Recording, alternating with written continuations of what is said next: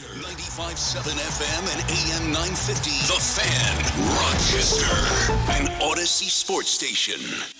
It's time to start the show and talk about the sports we saw. Inside jokes and takes from Danger and Battaglia. Bills and the Sabres and the Amers. Who gave a microphone to these jerks? Welcome to the sports bar, that's where you are.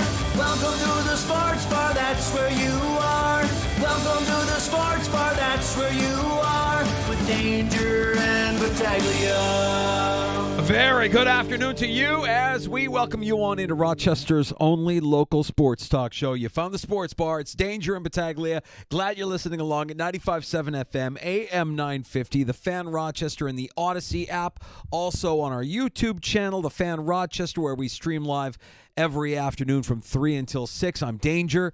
That's Battaglia. We are fresh from another historic weekend as the NFL draft concludes. A lot to unpack, a lot to get to with the Buffalo Bills. It's funny. Like, I'm thinking last night, okay, we got a loaded show here. We're going to be talking about this new draft class and some of these camp battles and take everybody's opinion on what the Bills did and, what do you think? And, well, we've got the whole Shedeur Sanders storyline, which – to me, it's interesting on many different levels. We'll get into that. I didn't have Brandon Beane expressing his views this morning with Jeremy and Joe on WGR on my bingo card. Yeah, no, you know what? It's a little out of character. But Brandon Beane today making the rounds, starting this morning on WGR. You heard him earlier this afternoon on One Bills Live, recapping the draft with Brownie and Tasker. And I think if there's something to take away from this moment from this morning with Jeremy and Joe, I think Beane is feeling the urgency that we all feel about this team. And for him to have a little level of intensity that might appear out of character. I mean, what if what we heard out of Brandon Beane this morning is actually Brandon Beane most of the time? Like, really? You're gonna challenge me on this? That he's that competitive? Because he's a competitor. He's a super competitor, just like any athlete. I have no problem when you hear this with him saying it, but was this the actual forum to do this? Listen to Brandon Beane on our Odyssey Sports sister station talking to our coworkers at WGR about the wide receiver, the lack of wide receiver in this draft class, and Brandon Beane's reaction. I was just listening to the last few minutes of your show before I came on, waiting on here. All right. Sounds like 2018 all over with you guys. How so? Well, you guys were bitching in 2018 about Josh Allen. You guys wanted Josh Rosen, and now you guys are bitching that we don't have a receiver. I don't get it. Like, we just hold on, let me talk. We just scored 30 points in a row for 8 straight games. A year ago, I get you guys asking why we didn't have receivers, but I don't understand it now. You just saw us lead the league in points when you add all the postseason. No one scored more points than the Buffalo Bills, including the Super Bowl champions. So you just saw us do it without Stephon Diggs, same group. How is this group not better than last year's group? Like, our job is to score points and win games. Where do we need to get better? Defense. We did that. So I get it. You got to have a show and you got to have something to bitch about. But bitching about wide receiver is one of the dumbest arguments I've heard. Okay. I mean, I wish you'd listened to the 2 hours and 25 minutes before that, because there's plenty of things we do like about your draft, and I find it curious the energy you're coming at us with, but I mean, that's your choice. I get it. I'm just like, let's be realistic. Our job is not to have, it's not fantasy football, like to trot out the best receivers. You got Josh Allen. First thing you got to do is protect him. You can't have everything. You can't have Pro Bowl wide receivers and have a Pro Bowl offensive line and an all-pro quarterback and 3 great running backs. Sure, I'd love to play fantasy football, but there's one football, Jeremy. There's one ball. You can't give it to but so many people. So that's where I'm like, I don't understand this narrative. I felt it a little bit from a couple of the reporters and the thing. Like, our job is to score points. It doesn't matter what receivers, what quarterback, what. If you score points at the level we scored, that is winning football. Wow. Yeah, that's a bit out of what we've heard in the past, a bit different. It's a departure from what we've heard in the past out of Brandon Beane. I don't want to say that that's out of character because, like I said, what if that's his character most of the time, but this was just one of those moments where he actually, the competitor in him, wanted to be, are you going to challenge me? Really? Let me explain to you why what we're doing is right. I don't have any problem with that. Right. I'm sure Jeremy and Joe don't have any problem with that. Just normally when somebody's hot about something that is said on the air, and you've taken these calls, and I've taken these calls, and we're not going to mention any names here, but you and I have both been in that situation where, all right, let me tell you something. To me, if you're Brandon Beane and you're that hot about it, well, then just postpone the interview, talk with him off air, explain it. But he's delivering a point for some reason about the wide receivers. I think it's a legitimate discussion because you brought in 7 guys on top 30 visits. You did. You could use a speed receiver, and it wasn't a need that was addressed. Now, did the Bills have other needs in this draft? Of course. Is anybody upset about what the Bills did in this draft? I hope you're not. Like, honestly, Danger, giving up 40 points in consecutive weeks to the Lions and to the Rams and being the only team that gave up 30 to the Chiefs. Yeah, this Bills defense wasn't great last year. So I don't have any problem with what the Bills did. But like you said, this is a side of Brandon Beane that here on April 28th, wow. What's it like after a loss? I got to Well, that's it. I mean, he and I'm sure many people within the organization recognize what's going into this year. Like, you're not going to you can't settle for bowing out in the AFC Championship again. It's Super Bowl or bust. You've got Josh Allen in the prime of his career. Unfortunately, you also have Patrick Mahomes in the prime of his career. But if you can get past that team and what they did this weekend with their draft picks, they've set themselves up. I mean, I don't know that you can really pick apart. You could say DJ Sanders was a bit of a reach in the second round. I remember going into Saturday thinking, are the Bills allergic to size? Because it feels like that's the thing that's missing. They don't really have a guy who's just a space eater, and then they go and draft Deion Walker at 6'6", 345. I'm like, all right, there we go. But he's got a back issue. Right. So it's not. That's how he fell. There's nothing perfect when you get to Saturday on that. The most obvious point for Beane, if I was going to be his lawyer, what did the Bills do last year with their first pick? What did the Bills do the year before that with their first pick? Are we closing the book on Dalton Kincaid and Keon Coleman already? Is that where? I mean, this is a byproduct of, gosh, this team can't get over the hump. Is the goodwill going? Is that what this is a sign of? Because that's the most normally it takes time for players to develop. And Keon Coleman, up and down rookie season. Dalton Kincaid, through 2 years, up and down. Can we acknowledge that the tight end position's a little more difficult in this league? That would have been the first thing. Like, hey, we like the guys we had, and we brought in Josh Palmer. We addressed that there. I love that he brought up 2018. That's my favorite. The idea that he's keeping receipts. Gene, he's kept a receipt on you somewhere. You put that back out there, you son of a. Oh, thanks, Danger. And I will own it. You have to. You have to. You have and to. If I saw because everybody that we talked to and everybody that in 2018, they're like, yeah, Allen, he's not really accurate. I mean, he's kind of all over the place, and he's not really structured, not really everything that all the criticisms it just led to. Okay, well, it seems like Rosen would be the guy.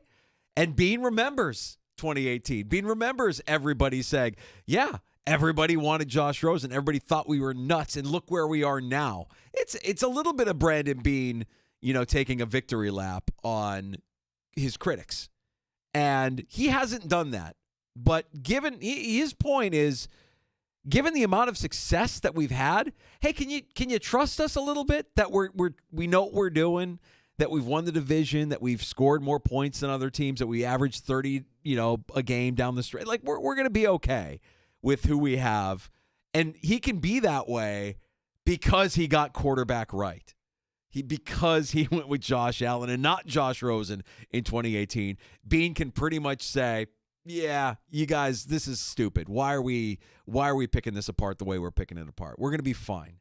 And I think he is going to be fine. By the way, the undrafted free agents are out there, and they also are taking a visit with today. They took a visit with Moore, with Elijah Moore, formerly of the Jets, formerly of the Browns, wide receiver. a wide receiver. Yeah. And there's a couple of undrafted free agent wide receivers in there as well, from what I remember. So it's not like the Bills are going to just say, all right, well, we're done with wide receivers completely. No, they're gonna continue to add pieces for the for training camp, and we'll see how the competition plays out. But Josh Palmer is the one that's interesting to me, because if you look at what they were last year and what they've lost as far as wide receivers, Amari Cooper, Mac Hollins, do you have enough to replace that with Josh Palmer and whoever else you bring in? That's going to be interesting. I don't think that the GR guys are wrong for questioning wide receiver or asking about wide receiver. I don't think that Brandon Beane's reaction to it was necessarily wrong either. It's just different. It's something we haven't seen, and maybe that's how he is most of the time, and he allowed himself a moment of vulnerability to be what he's like more often than not. Well, gosh, when the head coach was hot coming in after whatever happened between he and Stephon Diggs a few years ago, he also brought up Diggs too. Like, that was only part of it, Danger, what we heard there. Yeah. Like, that was it. And look, he deserves credit. They moved on from Diggs in that regard. But until this team actually gets over the hump, I'm just wondering if that's just a sign of pressure. Is that a byproduct when you're kind of... Oh, for sure. Yeah. For sure. It has to be a byproduct of the pressure that he and McDermott are feeling and felt through the course of a weekend. A weekend that, let's face it, there was an increased amount of criticism at NFL teams this year based on how the Shedeur Sanders story broke. It's unprecedented. Can we say that? Where you have a quarterback that some would say could have gone number 2 overall, but many of us said, all right, Pittsburgh at 21, they have to do something, and he fell out of the first round. That to me wasn't a surprise, but all the way to round 5, there have been a lot of takes. The take factory it's an overdrive, right? Steam coming off the engine. I think it's just as simple as this. It's just an indictment on this industry. Like, everybody's looking at film, but somehow the interview process, somehow you don't have, info or data or anything on like that. And also, we should point out that Shedeur didn't have an agent. And sometimes players like Lamar Jackson is just fine, but you don't have somebody advocating for him and coaching him up in that regard. So this was a big whiff on the whole draftnik industry. And you want evidence of that? Gosh, seeing Mel Kiper lose his mind. You didn't need to lose your mind on that. I thought Mel Kiper was going to have a stroke if if somebody didn't draft Sanders soon enough. I mean, could it just be as simple as I'm an NFL owner. I want to like my players. And if I can tell right away, I'm not going to like this player, we're going to make an investment in him, and I want to see a return on that investment as a player, but it's hard to get our feet off the ground when I just know going in, I don't like your flash. I don't like your personality. I don't really care to say that's a guy we should draft. Well, that's fair enough. But I remember we came back on Friday, and you and I did the exercise like, haha, round 2, who's it going to be? And you and I both said, I don't think Cleveland's going to go for it here in round 2. You said the Cowboys. I said the Rams. I'm like, that's true, but if you brought him in as the developmental quarterback, that automatically knocks him down a peg. Like, hey, you want to be in the NFL? All right, then get to work and earn your spot. Maybe you get an opportunity. But even that wasn't an opportunity in rounds 2, 3, 4. He's been knocked down a peg. Oh, he's been humbled. Wow. And to your point, I think that is the one position that you've got to ask the owner. In first round particular, right? But when it comes to the quarterback position, that's why it doesn't make any sense to me. Some Browns fans have to say this. Why did you draft another quarterback and then you draft Shedeur? Well, okay, so this is the theory that's picking up steam, is that if you look at the Browns war room after the pick was made, you have a coach and a GM that don't really look that enthusiastic about the pick that just came in. And their excuse is like, well, it's a long weekend. Maybe we're just a little tired. Okay, I'll hear that. Or was this a dictate from ownership? Was this the owner saying, all right, enough is enough. Let's get him in here. Even further down the rabbit hole, if you wanted to explore this, I would listen. Did Roger Goodell say, hey, this is ridiculous? I don't know that Goodell would do that, and here's why. That drama led to a 40% increase in viewership for the second night of the 2025 NFL Draft. On average, 7.3 million viewers for Friday night. Well, that's fine. Like, in Saturday, you got to put an end to it. And would Goodell do that? Okay, are we believers that he did that with Michael Sam? Michael Sam, who was the first openly gay college football player. I'm out, and here I am in the draft. And then he had mid-rounds, and it gets to be round 7. And then it's a team that is requesting to relocate in the 7th round. Sam gets drafted by the then St. Louis Rams. All right. And it's been speculated that that was Roger Goodell saying, we've got to take care of this. Hey, Stan, you want this? Do me a solid here. And that's how that came to be. So would it surprise? Can we rule that out? Absolutely not. Can't rule it out. No. Can't rule it out. However, just for the NFL as a product, the Sanders slide was good for business. It was good for eyeballs. People were paying attention going into Saturday. I mean, hell, we were driving to Toronto listening to every single pick, wanting to know, where's he going to go? Normally, would you be really paying attention? I'd say you're paying attention, but watching, following along with every pick that crosses, waiting for that name to be called? I don't know. I don't remember anything like that with the NFL draft. Well, it's something, Danger, where you get to the 5th round. How does this apply to your team? I'm thinking, you got at one point 3 5th-rounders, but they moved around here, the Bills, as they did on the board. They ended up with 9 picks overall. I'm wondering. Made how many picks? 9 times. Yes, that's correct. So, in the 5th round, Jordan Hancock, Jackson Hawes, you had, I'm thinking, is this where the Bills kind of put their nose in? Is Shedeur Sanders? I'm thinking, do you draft Shedeur Sanders knowing, all right, we're going to give him a little bit of tape, and then you can flip him maybe in a year or two? Honestly, like every fan base should have been thinking, all right, are we in on this or not?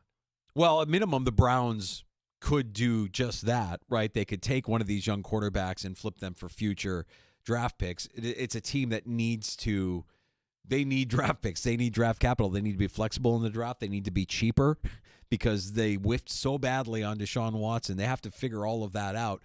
And if it's Pickett, if it's Gabriel, if it's Flacco even, I don't know. Oh, it's fascinating, that quarterback battle in Cleveland, is it not? Mm-hmm.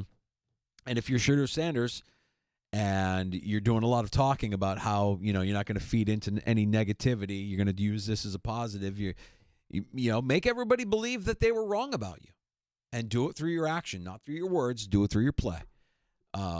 He had a lot of people believing that he was the best quarterback in this draft, and people that we admire, people that we follow, people that we treat their word as gospel. And it didn't happen. He slid, and he slid far. Now, if you I can't remember if it was him or who said it. Somebody over the weekend, I'm gonna not be able to give credit, but said he's going to use this as motivation. He's going to use this as fire, and there are going to be 31 teams that passed on Shedeur Sanders, or a handful of teams that needed a quarterback that passed on him, that he's going to remember. And I wouldn't want to. Oh, it was Sean Payton who made that comment. So I think it is fascinating, and I can't wait to see where it all goes with Shedeur there in Cleveland. Yeah. Time for your calls, 866-4FAN, 866-4326. It's a great weekend where, we could talk about these camp battles, how these guys come in. It feels like a distant memory. Just one guest on the show today. The Icon's joining us. Mike Catalana coming up next. Buffalo Plus 13 Wham. We'll get his thoughts on, those topics, and certainly the Bills draft class at large. Should mention also, too, here at Danger, Yeah, Amerks, way to get that done. Yes. Gentlemen, good job. Yes, very much so. A shutout in the postseason for Devin Levi yesterday. The Amherst with a 2-0 series lead onto Syracuse now Thursday night here on the Fan. Yeah, and the crazy thing about this, Danger, is that they have yet to begin the Cleveland-Laval series. In fact, that's contingent on, strangely enough, the Cavs and Miami. Does that go 5? That go 7? Cleveland just win tonight so they can schedule that. But if the Amerks end up wrapping this up Thursday night, they're going to be waiting around a while. Okay. Well, I don't know that that's a negative or a positive. It might be a positive if they need to rest up. It might be a negative if you feel like you're playing your best hockey and you come to a screeching halt. This team looks okay. Yeah. The rally on Friday night was when I saw the rally on Friday, I'm like, okay, all right, this is good. They're always in it. You can't count them out. And to come back from 2 down rather, and get the 3-2 win on Friday was impressive. I like that. And of course, they put the exclamation point yesterday on their 2-0 series lead by shutting out the Crunch 4-0. So tomorrow we have Mike Leone. Mike Leone joins us, Rochester Americans head coach, on the show tomorrow. Very good. Your calls are welcome this afternoon. You can join us, pull up a stool in the sports bar on the Good Smoke Barbecue and Pub Wingman line, 866-4FAN, 866-4326. Award-winning barbecue from Good Smoke Barbecue and Pub, 135 West Commercial Street, East Rochester. GoodSmokeBBQ.com. The icon, the Hall of Famer, 13 Wham Sports, Buffalo Plus. Mike Catalana next. You're listening to the Sports Bar with Danger and Battaglia.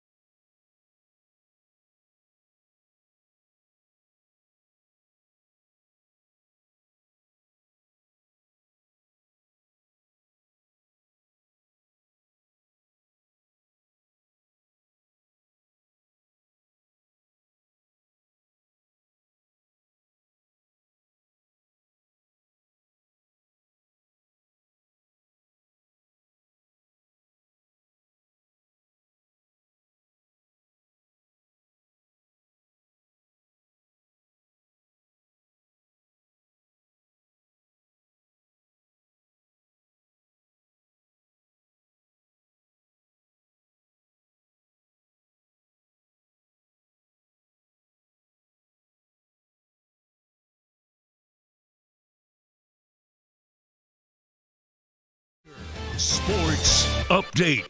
The draft is over. Now the task at hand for the Buffalo Bills to fill out the 90-man roster for camp. Former Jets and Browns wide receiver Elijah Moore today in for a visit.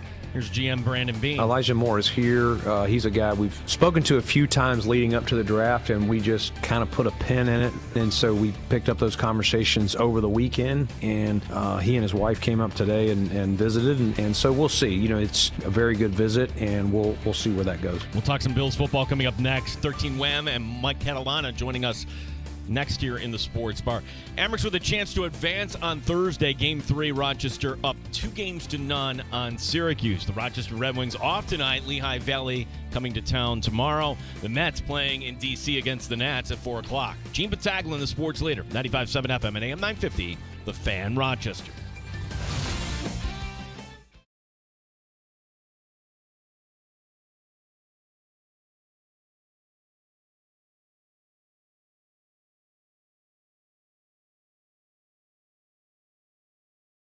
Chester. Man, it's crazy. 1 minute you don't even got a dream to go to the NFL. The next minute you and you're a Buffalo Bill. So, no, it's just surreal. Hearing my name called, getting that phone call, just the emotions were everywhere. Bill's second-round draft pick TJ Sanders on being drafted by the Buffalo Bills as we welcome in Mike Catalana, 13 Wham Sports. Buffalo Plus, good with this time to break down the NFL draft. And Mike, if we may, let's start with the reaction from Brandon Beane to some criticisms. And I don't even know that you would say it was a criticism as much as it was just an observation that the Bills didn't select a wide receiver until late in this draft with their 7th-round pick there in Caden Prather. Do you have a reaction? I mean, Brandon Beane is somebody who always feels like he's generous with his time when it comes to, you know, meeting with us in the media, and also a guy who this feels out of character for him. This reaction that we heard today feels like, or maybe it's more his character and what he does for us in the media is more, you know, a sheen that he puts up to kind of prevent that character, that competitive nature from coming out more often. My bad. Competitive guy. I get all that. I think he was a little aggressive in his defense of what this team has done. And listen, I was listening to the show on WGR. I was listening to them talk about the draft. And I think, listen, this is what happens. I think Brandon caught the end of what they were talking about when they were referring to the wide receivers. And then he kind of went off on the fact that people are critical of them not bringing in more wide receivers. And they didn't draft one till the 7th. Listen, they have not invested in the draft in wide receiver at all. When you look at it, you've got, look what you've got in the team. Shakir, who is a 5th-round pick, right? And Coleman, who is a 2nd-round pick. Coleman is the only guy above the 4th round that they've ever drafted since Josh Allen has been there. And Coleman was okay last year. Like, well, they hoped for more. And then you put a number 1 pick in and took a tight end, and he's been okay. They're hoping for more. Last year we thought maybe they're going to double dip and take another receiver in a deep receiver class. The only one they took was Keon. And like I said, he's got a lot to prove. This year, other teams took wide receivers. I mean, listen, the Chiefs, if they're healthy, they're getting a lot of their guys back to go with Worthy. And, you know, maybe they get Rice back healthy this year. And they went and took a wide receiver that a lot of people thought the Bills would take. So they don't take them. Josh was awesome last year, wasn't he? He was great. But part of the reason he won MVP is because he did so much with what most people perceive as a lesser wide receiver room. He was really, really good. He's incredible. But, man, wouldn't it be nice to give him a little more help to make it a little easier? Wouldn't it be nice to give him – not even has to be a number 1, a guy who can do more. Look what he did with Mac Hollins last year. So I thought, listen, I'm all for being drafting defense. They needed to draft defense. They needed an influx of talent on that D-line. They needed help in the secondary. I'm for all that. But at some point earlier, I'm kind of with him. I would have liked to have seen another wide receiver in the bunch. That run on defense here, first 4 picks for Buffalo. You're going for size there. Heck, it was the first 5 picks before you actually got to Jackson Hawes in round 5. Mike, you look at these, and whether it's Landon Jackson or TJ Sanders, which veteran with all these picks was put on notice, would you say? Well, I mean, look, at some point, I think they want to move on from Daquan. And I don't know if it's necessarily put on notice because he's going to be, based on his contract, I think he's going to be on the roster, but he's getting older, and I don't think they've gotten as effective a play as they wanted. So I would say if you look at it that way, they're looking for his replacement. Now, if one of these guys, whether it's playing more of that true, next to the center, one tech as they call it, type of player, then you could say it's on him. But I think, on notice, I would say a little bit of Dwayne Carter, who's there. And it's like, hey, they drafted a few tackles. Like, you got to be ready to play. I don't necessarily think it's Ed Oliver based on them re-upping his contract. I mean, they still think highly of Ed, and I think they need to put talent around him. But I do like that they took multiple swings. Like, I'm not sitting here saying they didn't need it. They have failed on the D-line, right? They constantly are drafting there. And, they've had to sign free agents, They brought in, Leonard Floyd, and then they bring in now Bosa. And they're hoping Epinesa works out, and they re-sign Rousseau. But they've taken a lot of swings on that D-line, obviously Von Miller, and it just hasn't worked. That line hasn't been good enough. So I get all that. But I think in general, if you look at it, and they brought in Hoyt, right, Ogunjobi, they brought in a lot of guys. So almost you could say everybody's on notice, but I don't think specifically as much this year because I don't think Daquan is going anywhere. What was your take on the fourth-round pick? Because prior to them selecting Deion Walker, the defensive tackle out of Kentucky, I was like, I think the Bills are allergic to size. The guys that they go after all seem to they have a type. They want tall, lean, lanky, good with their hands.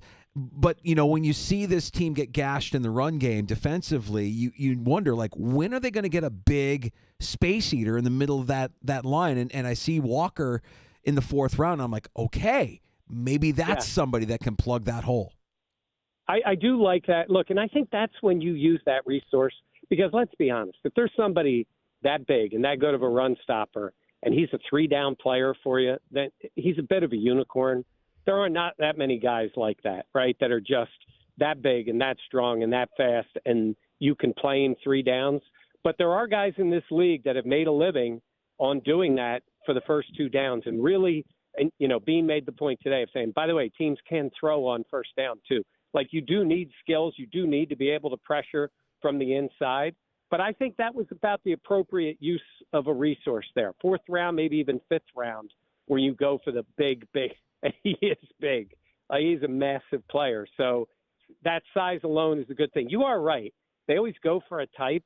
I mean, we know they switched up in round 1 this year because that's what stunned me about the pick of Hairston was that's not their type. It's not the same height. It's not the same tackler. It's a different type of player. But like you said, they needed size. They needed speed too. Yep. You need speed on a defense, and they added it there. So size and speed in those 2 picks, I'm all for it because they needed both of those things. Hairston, sooner or later, is going to be corner 2, or if not, if something's gone wrong. With that being said, Mike, have we ever, in recent years, had a time where going into camp, and maybe there's one that's not obvious, but is there a camp battle? That, it seems like everything, at least it's going to be a rotation or you know who the guy is going to be. Oh, no, I think there's battles going on. I do, especially in that case. I guess you could still say, DeMar Hamlin and, Bishop in the secondary, but listen, that's an indictment on Bishop if he can't beat him out this year. And just like you said, on that D-line, they're bringing in a lot of guys. There's a fight for playing time. I don't know what happens with A.J. Epinesa. I mean, he was, I guess you'd say, a starter there. Now they brought in so many guys. You would expect Bosa to be the guy. And I think if somebody excels, could be Dwayne Carter this year. You don't know how it's going to play out.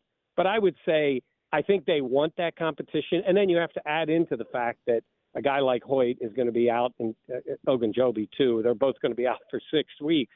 So it's almost like a competition and then maybe something else later on. But certainly at corner, look, if you're penciling it in right now, legitimately in that room, I say Trey White is the starter, only deference to a veteran. But and I know, and everybody knows, they want the rookie to win that job and start, on the opposite side of Benford. So, but it's a competition to see if this kid is ready to go. Eventually, he's going to get the job. It's just a matter of when. So, Mike, what were your first impressions of him from Friday? Max Harrison speaking to the media, but then also just, leading into the draft. We know you liked Amos, and we saw him go later, I think, in the second round. But Hairston, and kind of like to our larger point here with these draft picks, it feels as if more and more teams are drafting traits, not necessarily players. And you mentioned the trait that jumps off the page with Hairston. It's that speed, but also, man, I got a lot of like Trey White vibes from him. Like he comes off to me as a person who, much like Trey White was when he was drafted by the Bills, has a spark and energy, a personality that I think will play really well with this team. Yeah, I agree with that. And it's funny that, now he's sort of competing with the return of Trey. And I used to always think like Trey, he started opposite of Levi for a good portion of his time. And look at the difference between the two. Personality-wise, one was a number one pick, one was an undrafted free agent, one talked all the time before, one never said a word. Benford is kind of that way. The sixth-round pick on the other side doesn't talk a whole lot, and then this kid may very well be the starter. You talk about his speed. I think his speed is great, but there is straight-line speed. He runs the 40. We all know that he's very fast that way. He does have great reactions, not just jumping routes. He does seem to have good instincts, and he also recovers on the ball pretty well. He's got to make up for it. It's typical that, he's a shorter player and lighter. So I think not only is his speed, but he better know what he's looking at. He better be studying the film because he doesn't have the physical size. And I think he's a smaller player even on the college side, and he's survived that way. So, yes, I think they feel he's that guy. He carried himself very well, and let's see how he looks when they get him out on the field. 13 Wham Buffalo Plus, Mike Catalana joining us here in the Sports Bar. In regards to the fifth-round pick, corner Jordan Hancock. And, Mike, I'm interested to see how the Bills use him. Is he simply going to be the understudy to Taron Johnson if he shows some things? Do you subscribe to the theory that, hey, Johnson's so good that maybe he slides over to safety and you're giving more to Hancock? What do you think of that first pick there in the fifth round by Buffalo? Yeah, I don't think Taron Johnson's moving to safety. I think I guess anything could happen, but I don't think you're taking him out of his best spot and moving him back there. Maybe at some point that would happen, but I don't think so. And I don't think the way this defense plays that he's coming in to compete to be the backup to that spot. I don't see Taron Johnson going anywhere. I mean, look, they base their whole defense on Taron, being out there in that slot position as basically their base defense. So I don't see that changing. I think the guy you might want to look for to make an impact is Dorian Strong. I liked him coming out of school. Actually, when I looked at his measurables and the way he was, I thought he was the type of player that could someday convert to a safety, but they seem to really like him. They think he can play on the outside. I read a couple of the analysts who thought he could be a guy that surprises a lot of people coming into to his rookie year. So let's see how it plays out. But I think with every other change they've made, I think they're still pretty comfortable with keeping Taron where he is in the slot. We're talking to Mike Catalana, 13 Wham Sports, Buffalo Plus in the Sports Bar, Danger and Battaglia on the Fan, Rochester. We started our conversation talking about the Bills waiting until the seventh round to take in a wide receiver. They bring in today for a visit Elijah Moore. And also, Mike, I think it's notable that there's 1, 2, 3, 4. There's more than a handful of undrafted free agents that will be coming to camp that the Bills have agreed to join up with the team as well. And I don't think that's a zero as well. Do any of these names that are undrafted guys jump off the page at you? Were there anybody in your prep for the draft that you saw or that you heard of that you thought, oh, if they go undrafted, that would make a lot of sense for Buffalo? No, there's nobody that really stood out to me. But then again, they'll come out. You'll see those guys will be at the rookie camp, and those guys will be out there. And they'll be the tryout guys like Joe Andreessen was.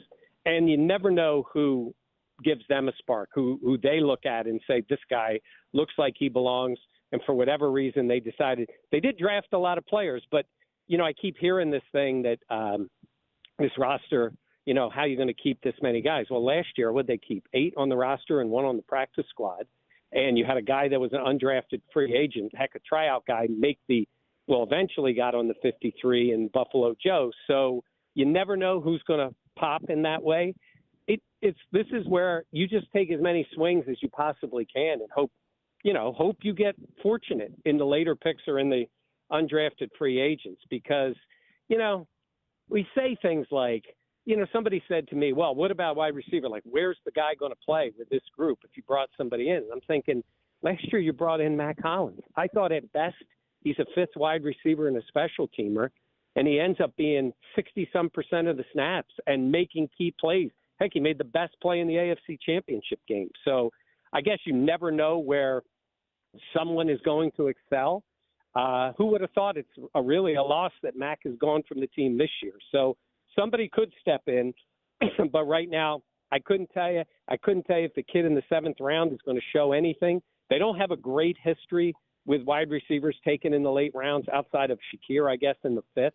The other guys never really panned out. So let's see if one of them does step up. Mike, for an industry that does so much research, like, how surprising was it that everybody got the Shedeur Sanders fall completely wrong? A guy that could go number 2 overall, maybe the end of the first round. There he was at round 5. Kept us all watching on Saturday, certainly. But your thoughts on the slide of Sanders? I thought it was an odd thing in the beginning. I think it's typical, like we all talk about, where quarterbacks get pumped up a lot, and you'd say this isn't a great quarterback year, and the next thing you know, people are talking about them going 1 or 2, or 1 and 3 or 1 and 4, whatever it is. I never thought Sanders was that guy. I think once, Tennessee seemed to make up their mind that they were going to keep Cam Ward, I thought maybe he would slide back. I don't think anybody anticipated this. I mean, you're going all the way to the 5th round, a bunch of quarterbacks taken before him. I think it'd be naive to say that it wasn't other reasons behind it. And I don't know. I've heard people say, well, all quarterbacks have this confidence and a bit of an arrogance to them. That is true. And I think they need that. I mean, isn't the famous story that Tom Brady said to Kraft, I'm the best decision you ever made? And then it ended up being the best decision. A guy drafted in the 6th round. But normally that isn't said before the draft, and that isn't the perception that teams have. If a guy's a super – look, Caleb Williams had a lot of people didn't like this, didn't like that. But his talent level was at the point that I think somebody was going to take him really early. I don't know if Shedeur is there. Maybe it'll end up being a good thing for him that he waited till the 5th round. It's an odd circumstance to be in Cleveland, but it's also kind of a wide open job. So I guess we'll find out if teams were really dumb or if he just wasn't that talented of a player. But I don't think I've ever seen anything quite like this with a player dropping that much. AFC East get a little bit tougher for the Buffalo Bills. I mean, we've been talking through the offseason about New England with Vrabel now, some of the moves they've made, including bringing in Stephon Diggs. Were you surprised that the Jets didn't go with a quarterback anywhere in this draft, that they're going to go through at least this season with Justin Fields? Did any of the teams over the weekend catch ground on Buffalo? Yeah, I think both those teams did, only because they've been so bad for the last few years, and the Jets just were rudderless. And the fact that they told Aaron Rodgers to take a hike and then drafted an offensive lineman and seemed to take the idea that we're not good enough yet and we're trying to build something, I think that made a lot of sense for them. And I think New England seemed to go through the draft saying, we want a certain type of guy in the building. And I think Vrabel has changed a lot of that. So I think both those teams got better. My God, even Miami went on the D-line, though I thought that was early for Grant. I think they all probably got a little better, but I'd say New England is I hate to say it, but I think they're building something there. Excuse me, guys. But it's still going to come down to how good May is, but they gave them some help, and, they're going to be a tough out this year. Any other teams you liked in this draft? I mean, certainly Jacksonville. Boy, poor Cam Ward, his moment of the shine, going up to the podium. No, we've got this big trade. Jacksonville trading up, and I don't know if the Jags are going to turn it around just because of Travis Hunter moving up. But your thoughts on a team outside of the division you thought might have done well here? Well, that was kind of fascinating if you think about it. I mean, Jacksonville's, let's be honest, is kind of an irrelevant franchise. And I think for them to make that move, it made a lot of sense because he was number one talent, I would say, in the draft. I think most people would feel that way. So I think that was kind of impressive. But Cleveland trading back to that point, I think I can see why they wanted more draft capital. I thought for sure then Cleveland was going to turn around and say, we're not taking another quarterback because our plan is to go full on to the next year, have two number ones, maybe figure out a way to get another one and be able to move up. Kind of interesting. I thought Houston seemed to have a pretty good draft. They drafted a lot of guys named either Jalen or Jaden. If you look at their list, it's kind of wild. I think the Giants is fascinating because, listen, they got a super talent in the first round. They got some pretty good players, but it's all going to be about the quarterback, right? If this is the guy they've decided that he's going to be their guy, that's going to make or break this draft. I don't think there's any question for them. So we'll see where they end up going. But, sometimes it's funny. I look back at a couple of analysis of last year's draft and the things and grades and all that kind of stuff, and I'm like, sometimes it can almost seem kind of silly. I get a lot of the grades are based on value, and I totally understand the idea of value in the draft. But, if you'd have drafted Christian Benford in the fourth round instead of the sixth, you would have gotten clipped for not using the proper amount of value, but you still would have gotten a really good player. So you can't do that too often, but you got to make sure you get the right guy. Get him at the right time, sure, but you got to make sure you get the right guy. Mike, since you brought up the Giants, I'm fascinated to see how this plays out, and I'm actually hoping that the Giants do something that would be kind of rare, but if an owner would step up and say, here's the vote of confidence that we have in Shane and Daboll, and going into this season, they feel just a little bit more security than they feel going into this season. I mean, Jackson Dart might be a great player, and it's going to be all about his ability to mesh with this staff, and maybe they get something out of Russell Wilson. I tend to doubt it, but Daboll and Shane going in as dead men walking this season feels like the dysfunction could just continue for the next few years, assuming they don't get quarterback right in New York. I think you're 100% right, and I think that if you are smart in ownership and you do like these guys and you went into the draft with a plan, I'm always concerned for a team when you have a desperate GM. It's even more so than a desperate coach. If your GM is desperate, you might make a decision that is bad for the franchise, right? So desperate would have been taking that quarterback early in the first round, I would have said, right? No, you got the best player on the board. You got a guy who looks like he's going to be a great pass rusher. You take this kid. You would hope that an NFL team would say, hey, we have a plan here. We're going to take him. We're going to see how he develops. If he doesn't play, he doesn't play. You do Mahomes is one of those guys that sat out, but that was from a team that was still a playoff team. This team wasn't very good, but you almost want to see the team around him build up because they've had trouble with the offensive line. Maybe late in the year, you get them out on the field, and then you see what you have, and then you get ready for the next year. But you're right. That takes a full franchise saying, all right, guys, there's been a mess. This is what we're doing. And listen, that fan base, after 3 games, if Russell Wilson's bad, people are going to be calling for the kid to play because they're going to want to see it. Or I guess, depending on what they decide to do. But I think if they're smart, he doesn't take the field until he's ready. You never know. He could be ready a lot earlier than people think. But I think if they're smart and they have a plan, that's what they would do.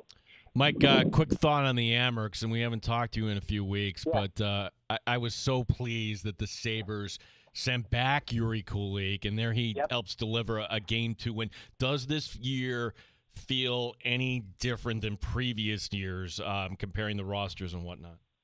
Yeah, I think, look, they're good, and I think Levi having a year under his belt and being in the playoffs, and I think it was, like he said, he was very excited about the way it went last year, but he just, obviously disappointed in the way it finished.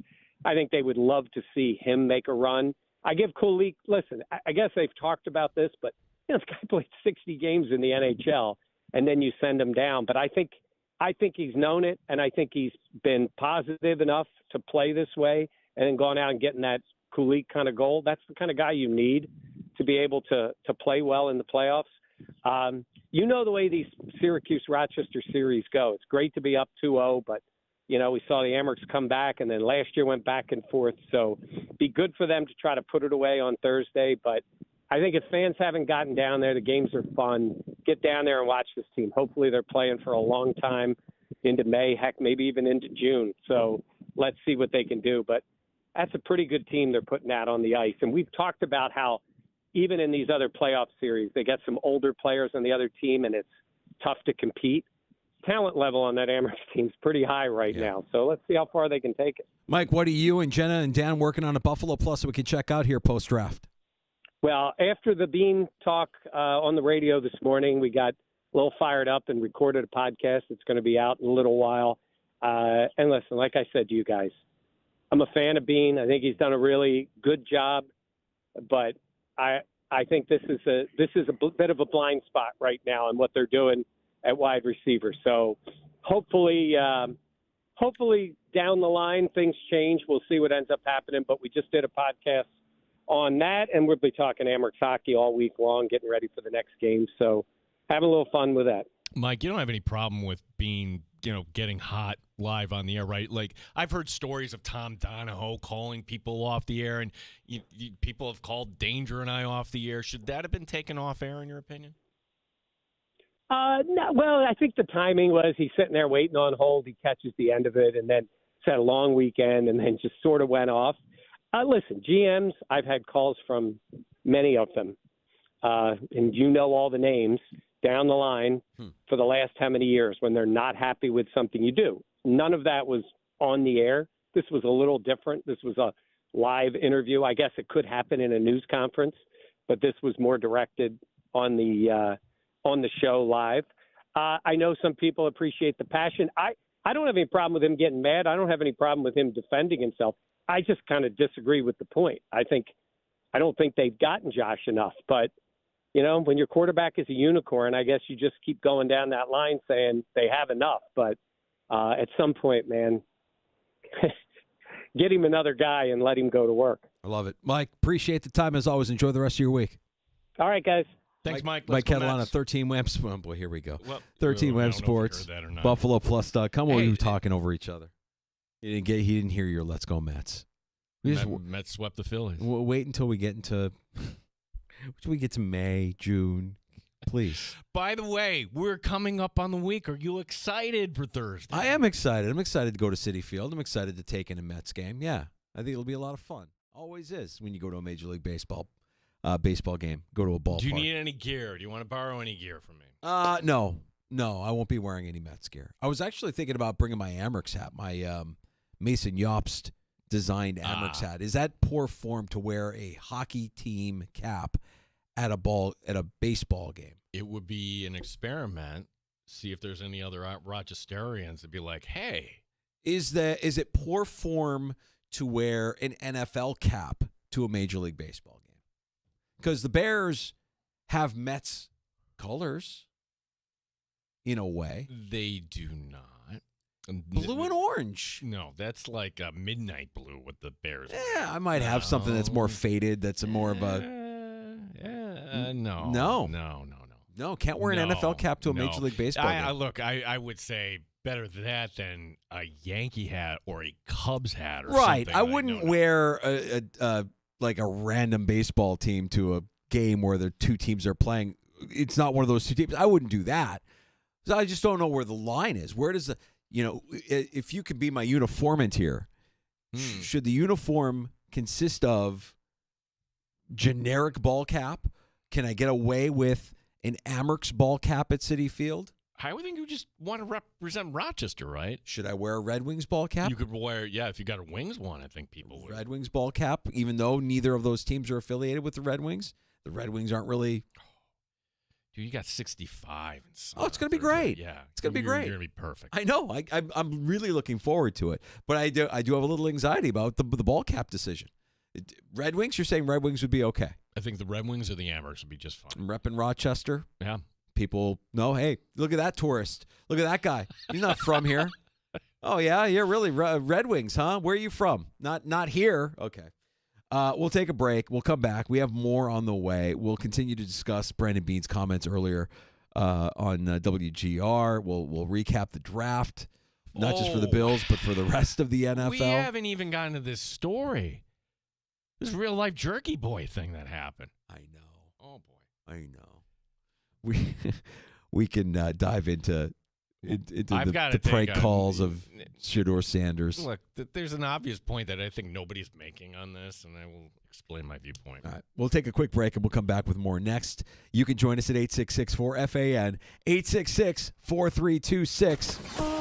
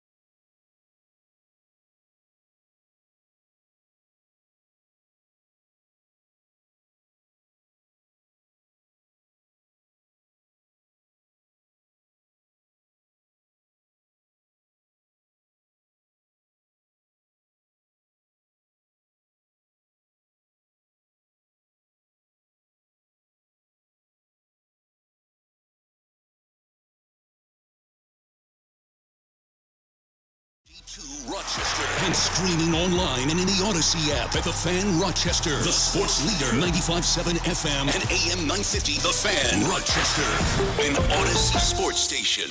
The Fan Rochester Sports Update. The draft is over. Now the task at hand for the Buffalo Bills to fill out the 90-man roster for camp. One of those bodies, perhaps, Elijah Moore, coming in for a visit today. Moore, former Jets and Browns wide receiver. GM Brandon Bean on what's next. So right now we're working to build to that 90 that we want to take to St. John Fisher. And so the next month between now and regular veteran minicamp, we want to get the best 90 that we can, build that, and have our team ready to go, and then show up and start camp.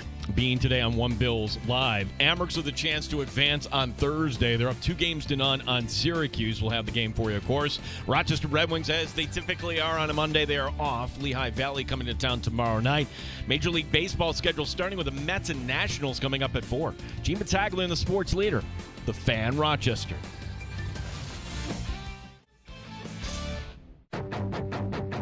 The Sports Bar with Danger and Battaglia. And then now you guys are bitching that we don't have a receiver. Elijah Moore, wide receiver. Shador Sanders. The prank call. What? Yes, is this Mr. Fatass? Who in the hell is Mel Kiper, anyway? Mike Danger. I know it's going to sound biased because I'm a Bears guy, but Green Bay sucks. It's gross. Why would you live there? Why would you want to be there? Danger. It's the middle of a field. There's nothing going on. You've got a stadium in the middle of nowhere. Danger. Gene Battaglia. You have to give all these draft picks a chance one way or another. If you think we're going to be the show that's going to give a grade here to the Bills or not, I mean, it's kind of difficult until we actually see this play out. The grade is the same as it is every year. It's incomplete. NBA playoffs, NHL playoffs. Let's go Mets. Go Braves. Final score, the Amherst 4, Syracuse nothing. Lead the series 2-0 to none. 95.7 FM and AM 950. The Fan. Rochester. Welcome back to the Sports Bar. It's Danger and Battaglia. As we bask in the glow of another NFL draft that has just been completed, one step closer to a new season. We'll get that schedule release here in a couple of weeks, but we have plenty of time to discuss the moves made by the Buffalo Bills. We have plenty of time for your calls if you would like to discuss any of the moves made by the Buffalo Bills at 866-4326, 866-4FAM. But undoubtedly, this is going to be a draft in as a whole that's going to be remembered as the biggest slide that I don't think that we've ever seen. It kind of an unprecedented slide from Shador Sanders. Yeah, and trying to piece this together, like how did the industry get this so wrong? Can you imagine if there was betting odds like, oh, he'll last the 5th round? Nobody would have taken that. Somebody would have taken a gamble in round 2, and if not round 3. Quarterbacks are a premium. Why wouldn't you wait on that sort of thing? I guess the interview process does matter. I guess you have to look people in the eye and say, I want the job. Lee Steinberg, we're trying to line him up, and he's making the rounds this week, talking about how he didn't have an agent. Did that kind of factor in? Well, I would say, well, it didn't matter really for Lamar Jackson. Jackson going at the end of the first round. I think it's a lot of things, but I think a couple of them are that we just don't know. Like, who knew how the interview processes were going? Teams are going to tell you that. They're going as bad as possible. Then, sure, it's plausible at that position that, okay, we're going to pass on this guy. Right. What I think is plausible is that if an NFL owner views quarterback the way they should view quarterback, they better love the guy that you're bringing in. And I don't care what round you draft him in, you better love your quarterback, because if he's a 6th rounder, if he's a 1st rounder, there's a chance he's going to be on the field.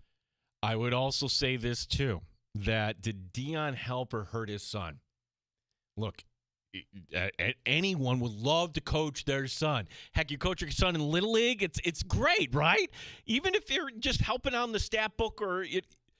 Well, for Deion to say that, and maybe what if Shador showed flashes and you're a head coach and you're worried in the back of your mind about job security? Yeah, I don't have a problem with Deion. I know a lot of people want to say that, they have issues with Deion. I want to believe that this is really about an NFL owner or an NFL owner / GM just not liking the kid. Just saying, you know what? Yeah, he's not one of us, or he wouldn't be a fit for what we're trying to build here from a culture standpoint in our locker room.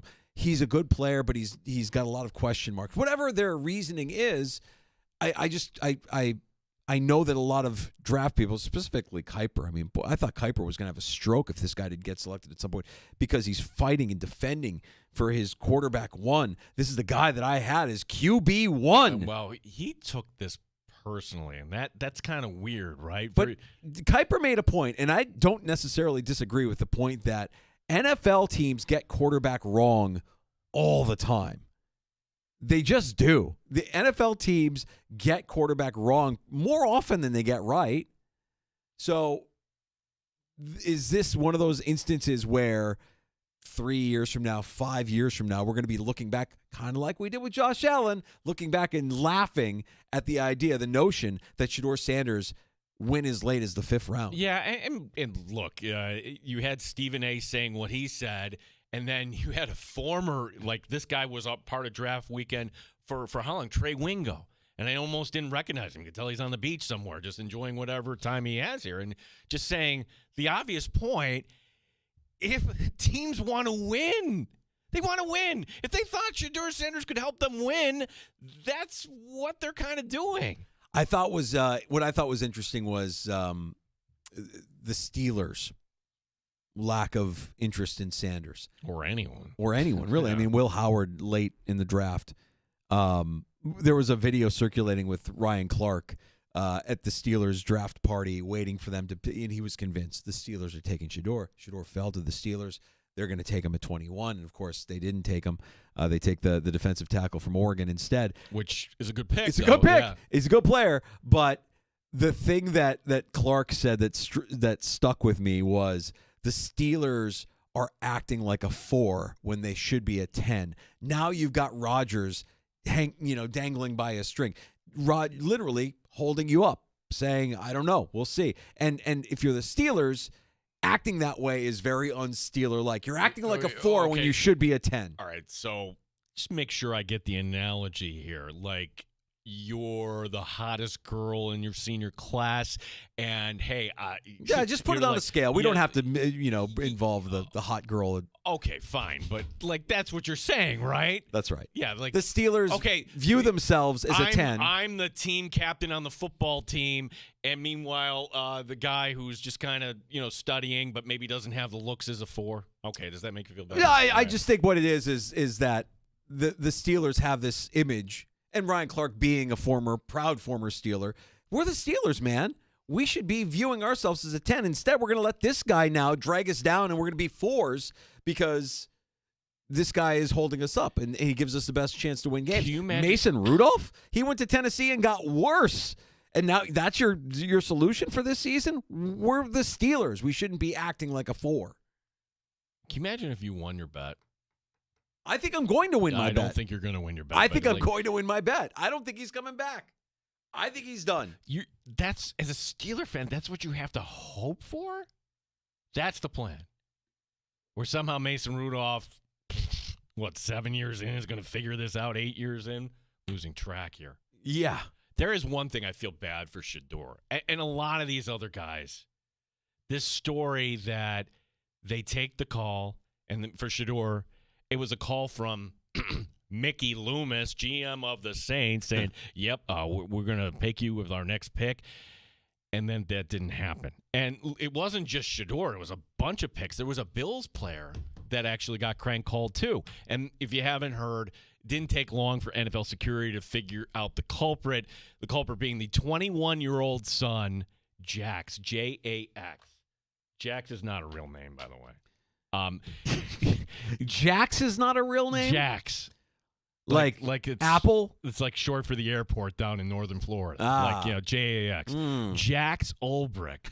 Ulbrich being the guy who was the interim Jets head coach last year. Love the take that it's not a real name. Not you a real meet name. somebody who doesn't have a real name. Do you have the guts to tell them that's not a real name? I'm sorry, Jax. You're not. You don't exist. That's not a real name. The kid puts out an apology, whether he did it or someone wrote it for him. That's beside the point. Ulbrich, by the way, the current Falcons defensive coordinator. I didn't know this. So non-decision makers can have every draft pick's phone number? Look, the story is here. It's Jeff Ulbrich leaving his iPad open. Jeff Ulbrich should be suspended by the league. If they're serious about security, well, then that should be at the very minimum sitting out some spring practices. Yeah, I don't think that's going to happen. But I will say it is kind of a jerky move, right? Like this kid just, I don't like Shedeur Sanders, so I'm going to prank call him and see if I can get away with it. Like, I don't think we can get away with anything anymore in the world that we live in. Like the world that we grew up in, the college that you grew up in, Gino, doesn't exist anymore. The idea that you could do some of the things that we did in the late 80s and 90s in the world of security and cybersecurity, and everybody's got everything on tape and everything's got, there's right. What would you think? How would that not get traced back to you?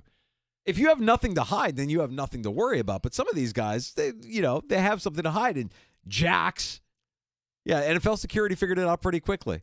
My text chain is blowing up that I should be suspended for the sports bar if I have this take. Agreed. No, you should have my back on this. No, I agree with Worm and all your other college buddies. Yeah, that's basically. I'm doing the local college radio show, right?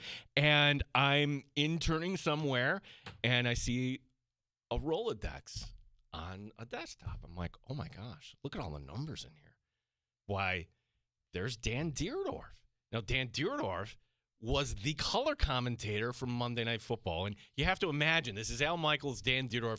That was the thing. Frank Gifford. Yeah, Frank Gifford was still on that at that point. So I have the courage to call Dan Dierdorf and say, would you come on my show? He says yes. Of course. He does the interview. He was fantastic. And look, I will always think highly of Dan Dierdorf for giving time to a college kid. It's not where the story ends, Danger.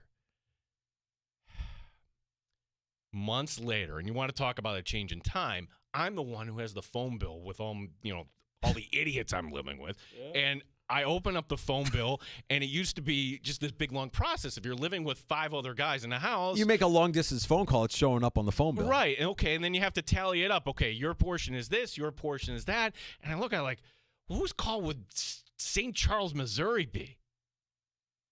Oh, no.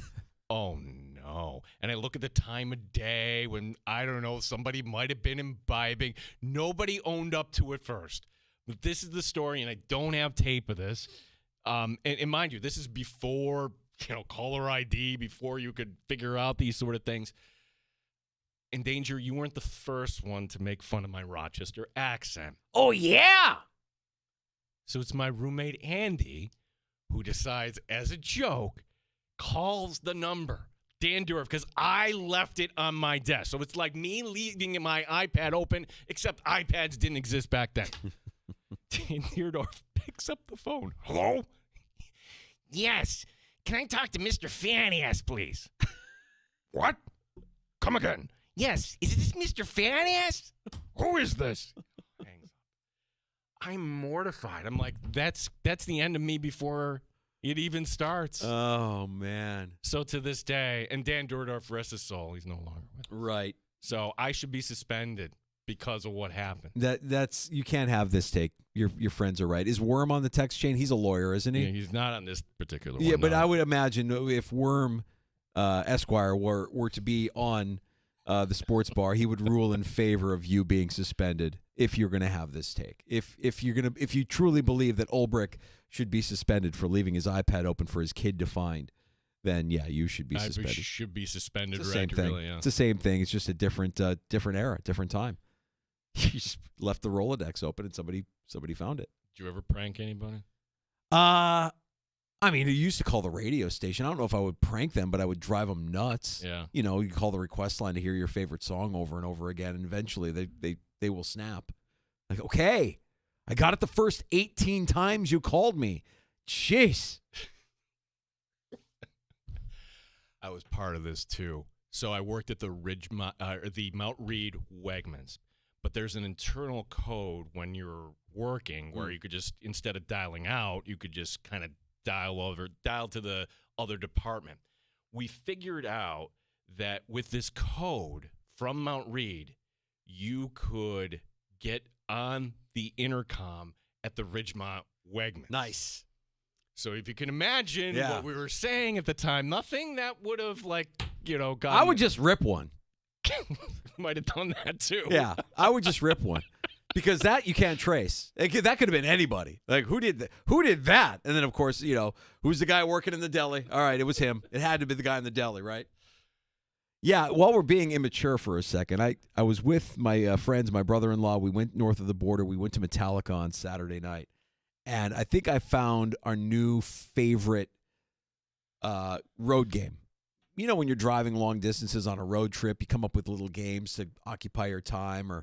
Now, I wouldn't advise doing this with your kids or your wife, but I'm saying if you're on an all-boys road trip and you're in the car for a few, this game was highly satisfying. So we're not talking about the license plate game, or you're looking at little gophers or groundhogs or whatever. No, not. We're looking at businesses and trying to determine which one makes for the best front for a strip club. We came up with Econo Rack and Boxes and More as the two best businesses north of the border that could actually be fronts for strip clubs.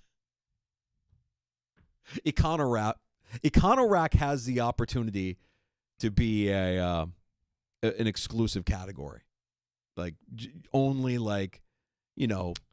I would think that since you're such a bourbon guy, I would have gone with Mike Danger's Liquors and More, something like that. Liquors and More would have been a good one. We did not see a Liquors and More, but we did have a couple of good ones. That's our new road game now for when we go north of the border.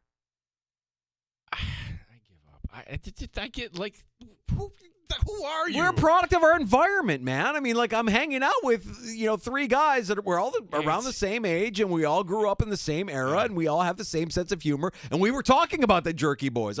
We were laughing about how the Jerky Boys back then we thought were hilarious. If you were to listen to them now, we'd be like, no, this does not hold up. This is not. You can't get away with this, as we've learned in the sports bar. I mean, you really run the risk of offending somebody if you. How dare you try to impersonate the Jerky Boys in 2025? Sorry to Fairport Little League. We don't want to do that. Yeah, we don't want to do anything like that. So, but that was it was a different time, different era, and if you're gonna say that Ulbrich should be suspended, you as well, Gino, should be suspended. Okay, for allowing your friend Andy to call Mr. Fat Ass.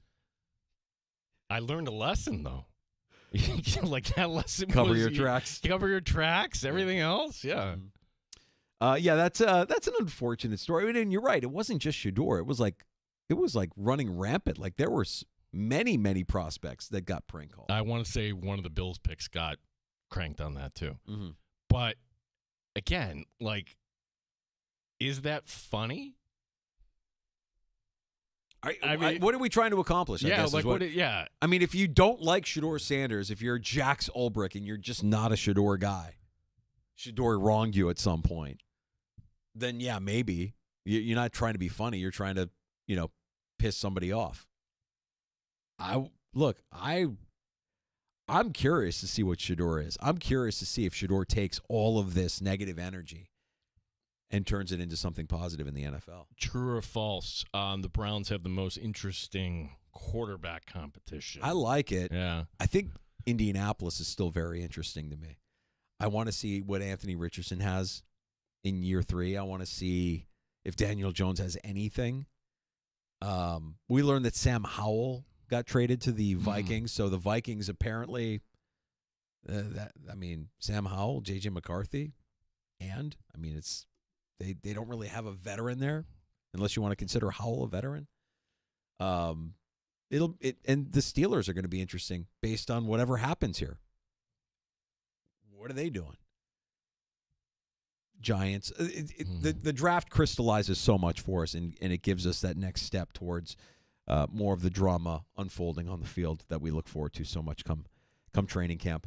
We'll take a break here. We'll come back. Brandon Beane speaking today post-draft. Not just on One Bills Live. Yeah. I got this asked by Pizza Dude about a question about Beane, which I'm ruling it out, but I'm going to run this theory by Derek, the pizza dude, our engineer, keeps us on the air. Hard-working guy. Hardest working guy in the building. Derek, the pizza dude, give you a question about Brandon Beane? Yeah, about what happened this morning. About what happened this morning on our Odyssey Sports sister station, WGR, with Jeremy and Joe. We'll get into that, and we'll get into happy hour as well. That's coming up here at 5 o'clock, a round of shots, and plenty of time for your calls if you want to join us at 866-4326, 585-866-4FAN. You're listening to the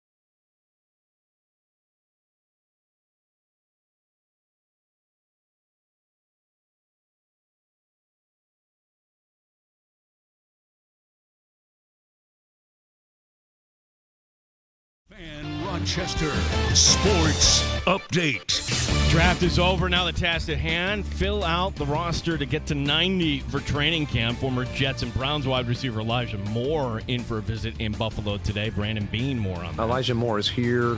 He's a guy we've spoken to a few times leading up to the draft, and we just kind of put a pin in it. And so we picked up those conversations over the weekend, and he and his wife came up today and visited. And so we'll see. You know, it's a very good visit, and we'll see where that goes. Nate Geary, Buffalo Bills Radio Network, WGR. He joins us next here to talk about the draft. Amerks with a chance to advance on Thursday. They're up 2-0 on Syracuse, Game 3 in the Salt City. Rochester Red Wings are off tonight as Lehigh Valley will be coming in for a visit tomorrow. Just one game in the majors right now. The Mets are up on the Nationals 1-0 in the second. Gene Battaglia, the Fan, Rochester. Neat or on the rocks? It's the Sports Bar with Danger and Battaglia on the Sports Leader, 95.7 FM and AM 950 The Fan, Rochester.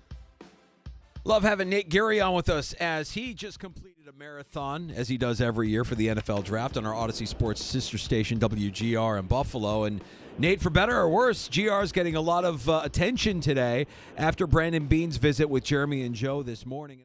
Before we talk, I wanted to just play this audio of Brandon Beane earlier today for anybody who may have missed it. This is Howard Beane on our Odyssey Sports sister station, WGR, this morning. I was just listening to the last few minutes of your show before I came on, waiting on here. All right. Sounds like 2018 all over with you guys.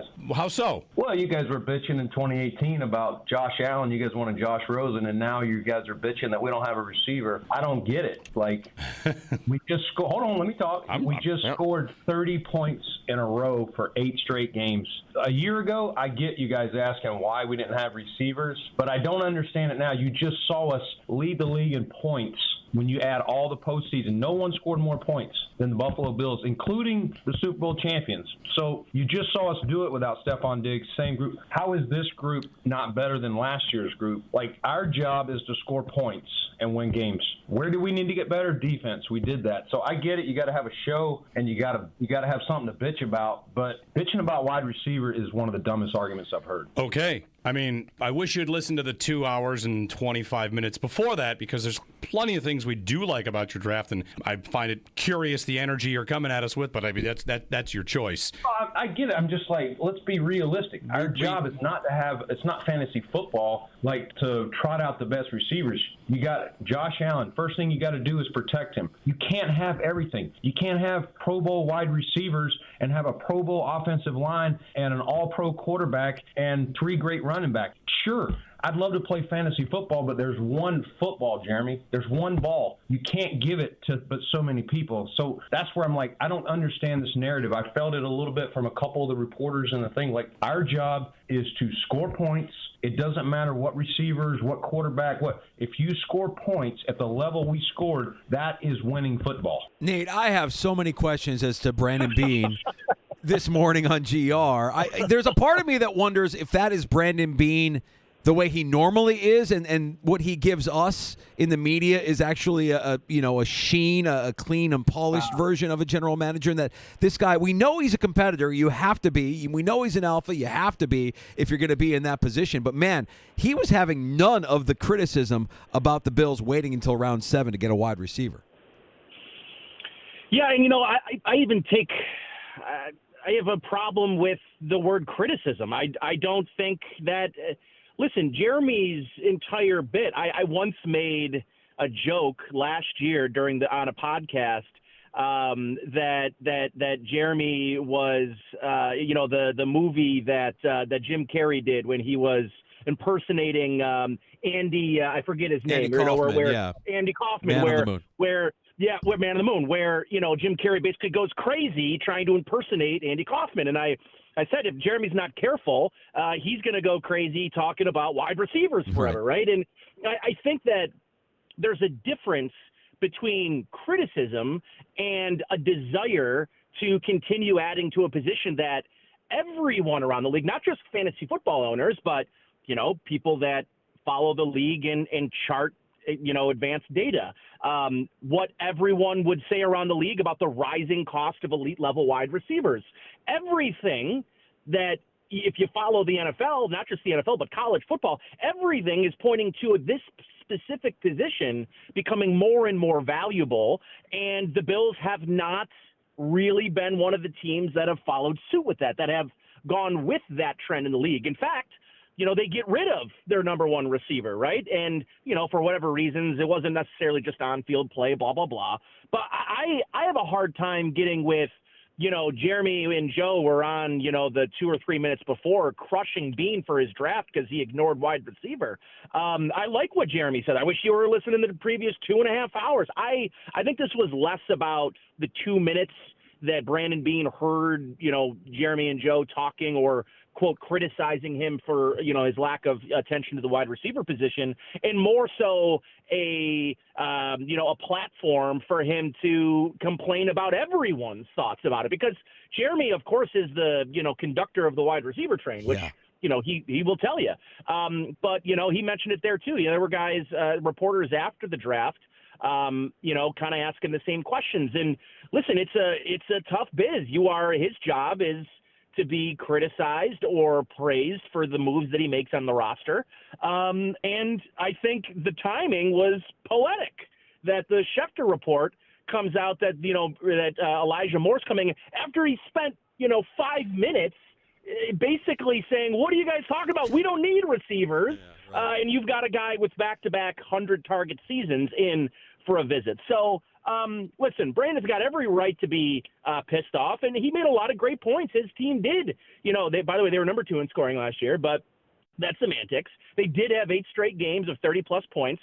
But, I just think that I want to feel that we shouldn't be taking for granted the fact that Josh Allen's a great quarterback and he can elevate the presence around him. I'll tell you, the Patriots, they were this team for a long time. They were throwing out, basically Wes Welker is their number 1 receiver, and then they got Randy Moss.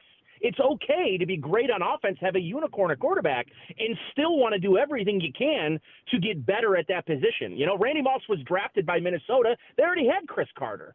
So, I don't know. It's a really interesting conversation, and I appreciate Brandon giving us, 2 weeks of great content. Yeah, I mean, right. And 2 weeks, which we might not have been talking about. Maybe 2 months. Yeah, I honestly, and Jeremy just put this out. I was not aware. Danger, have you ever heard of the Streisand effect? So Barbara Streisand, Barbara Streisand, this was coined years ago, where she had a home in Malibu that was being photographed because it was on a cliff and there was erosion, and she sued everyone who put a photo out there. Well, what that did was it increased public awareness of her mansion that she didn't want out there. So in effect, by her suing and wanting to just not being out there, she made a stink of it, which just kind of got us to say, hey, what's going on? Right. Yeah. So that's what he did here. Yeah. And especially when you consider what Nate just brought up, that Elijah Moore is in town today for a visit. Yeah, we do need wide receiver help, don't we? I mean, absolutely, guys. Listen, I like Josh Palmer as a player. I don't think he's changing the way defenses defend them. And listen, it's easy to say this, right? Like, if I'm sitting in that seat and filling in for Joe or something, right? I think my immediate response is, correct me if I'm wrong, but didn't the offense have the ball with a chance to win the game in their last 2 playoff games and did not come out? Like, they didn't win their games because of their offense. I totally get it. They needed defenders. Their defense last year was the worst defense that they've had under Sean McDermott. Nobody is arguing that they needed to spend a ton of assets, a ton of attention to interior, the edge, especially at corner. This is a defense that's now, I think, shifting from being run by the back end by 2 veteran safeties to a defense that's now being kind of controlled by the front end, the front 7. So, listen, I get it. I also think that this is sort of a microcosm of our industry, of where we are as a society on social media. There's no place to just say, hey, I really like that draft, but yeah, they should have probably found a way to get a receiver earlier than the 7th round. He said as much. So it's turned into, well, you either hate if you want a receiver, you hate the draft, or you really love the draft, so you don't think you need a receiver. I think there's so many shades of gray in between there where I really liked Hairston. He was kind of my guy in the week leading up. Loved the pick. I loved Landon Jackson. I thought that the Bills could potentially get him at 56, They get him in the third round, great value. I liked their draft. I still think they need help at receiver. Yeah, both can be true. Nate Geary, Buffalo Bills Radio Network, giving us a few minutes here. Let's start with Hairston. And just mentally, I had crossed him off the list because we knew this going in. Okay, the positives, kind of a spotty tackler. And then everybody was sure enough to point that out following. Is this a departure from what traits the Bills were looking for before in that position, Nate? I want to say yes, but I also, it's funny, I think the second day of coverage, I read off the NFL Network, I think it was Lance Zierlein's player profile, and I read out, it was like 6 sentences of Tre'Davious White's weaknesses coming in as a prospect. You could have copied and pasted and put it under, Max Hairston's. Like, I think they're very similar players, but you have the ceiling that Tre'Davious White just never had. I mean, the ceiling with Hairston is he's the fastest guy in the draft. He has recoverability that, frankly, Trey White never had as an NFL prospect or a college prospect in that, right? So I think that they're betting on, and you look at a couple of teams, and I saw this and I thought it was a great conversation, which is some teams look at the draft and they want to go with guys that are established college players, 4-year starters, guys are going to walk in, what you're going to expect from them. At 30, the Bills are never going to get, the best player at a position, right? It's just probably not going to happen at 30, 27, 28. There's going to be warts. It's about finding the warts you believe you could help and improve. And the Bills took a swing on Akire Elam thinking we're going to teach him how to play zone. I think that they realized very early on that if they don't have a guy coming in that can play their system off the bus, it's much harder to develop a player with those special traits. This guy, he is his own corner. And if you want to have him play more man, more trail technique, he's never going to be the guy that lines up at the line of scrimmage and gets, physical with you like Kyer Elam did. But they don't run a defense where they do that. So they don't need a guy that's physical and can jam you at the line of scrimmage. What they think they can do is he's a plus enough athlete. He's a good enough athlete where you're saying he's going to come off the bus and be his own corner. Good. Well, what we can teach him is a great man trail technique. I thought they did that with Christian Benford, who was not known for man coverage coming out of Villanova, was a zone corner. He turned out to be one of the better man corners in terms of advanced metrics in the league last year. So now you pair up two very strong foundational zone corners with plus level ability to develop in man coverage. And now I just think you're adding a level of speed that this team that I have been screaming for. I don't care what position they get. I need more team speed. And that certainly was addressed, I thought, with that pick and the Landon Jackson pick. I mean, he was like the second fastest 40 time for any edge player in this draft. So, adding speed. And listen, if they get Elijah Moore, that's a 4.32 guy. Give me all the speed, because I think I look back last year and thought, every position group on this team is slow except for running back. And, Coleman's slow. So I just kept thinking to myself, man, this team needs team speed. And they definitely addressed that in the draft. All right, so where you're a speed guy, I'm a size guy. And through 2 days of the draft, I was wondering, Nate, if the Bills were allergic to size. And then they go ahead and they draft Hairston's teammate, who's a mountain of a human being, Deion Walker, in the 4th round. So I guess I'm curious, what was your pre-draft analysis of Walker, the player coming in here? I love the idea that you've got a couple of Wildcats coming in Hairston and Walker, and that there's also familiarity with Ray Davis. I feel like these three guys together in the same locker room will find a way to gel, and that'll help with, easing these rookies into the Bills locker room. But Walker, with that 4th round pick there, what could he contribute to this Bills defense if he gets on the field? Yeah, I'll tell you this. I didn't do a lot of work on him because I just didn't think the Bills were in the neighborhood for a 345-pound defensive tackle one tech. That's not who they've been. As much as I have wanted, I'm with you. I really thought they needed a 2-down defender, a 2-gap run-stuffing defender up the middle. And I don't necessarily even believe that's really the best way to describe Walker. I mean, Walker's played 5 technique. He's played the edge. He's played 1. He's played 3. So even though he has the size that you and I and a lot of others coveted, he has the versatility that I think is required to play in a Sean McDermott defense. I still not sure he's a 2-down, 1st and 2nd down, 1-tech defensive tackle. I think that's what they'll want him to be. And I think he certainly has the size and capability and has shown it on film, especially back in 2023. He had a bit of a down year last year in 2024, but then you found out that the back injury was really a limiting factor. A fracture in your vertebrae, I would imagine, is pretty tough for a big guy who's got to anchor and go up against other 300-pound men trying to push you back. So I liked it from now. I feel like they've really have some pieces at the one tech. I thought it was funny because listening on Thursday night when Brandon was talking about, or maybe it was Tuesday night.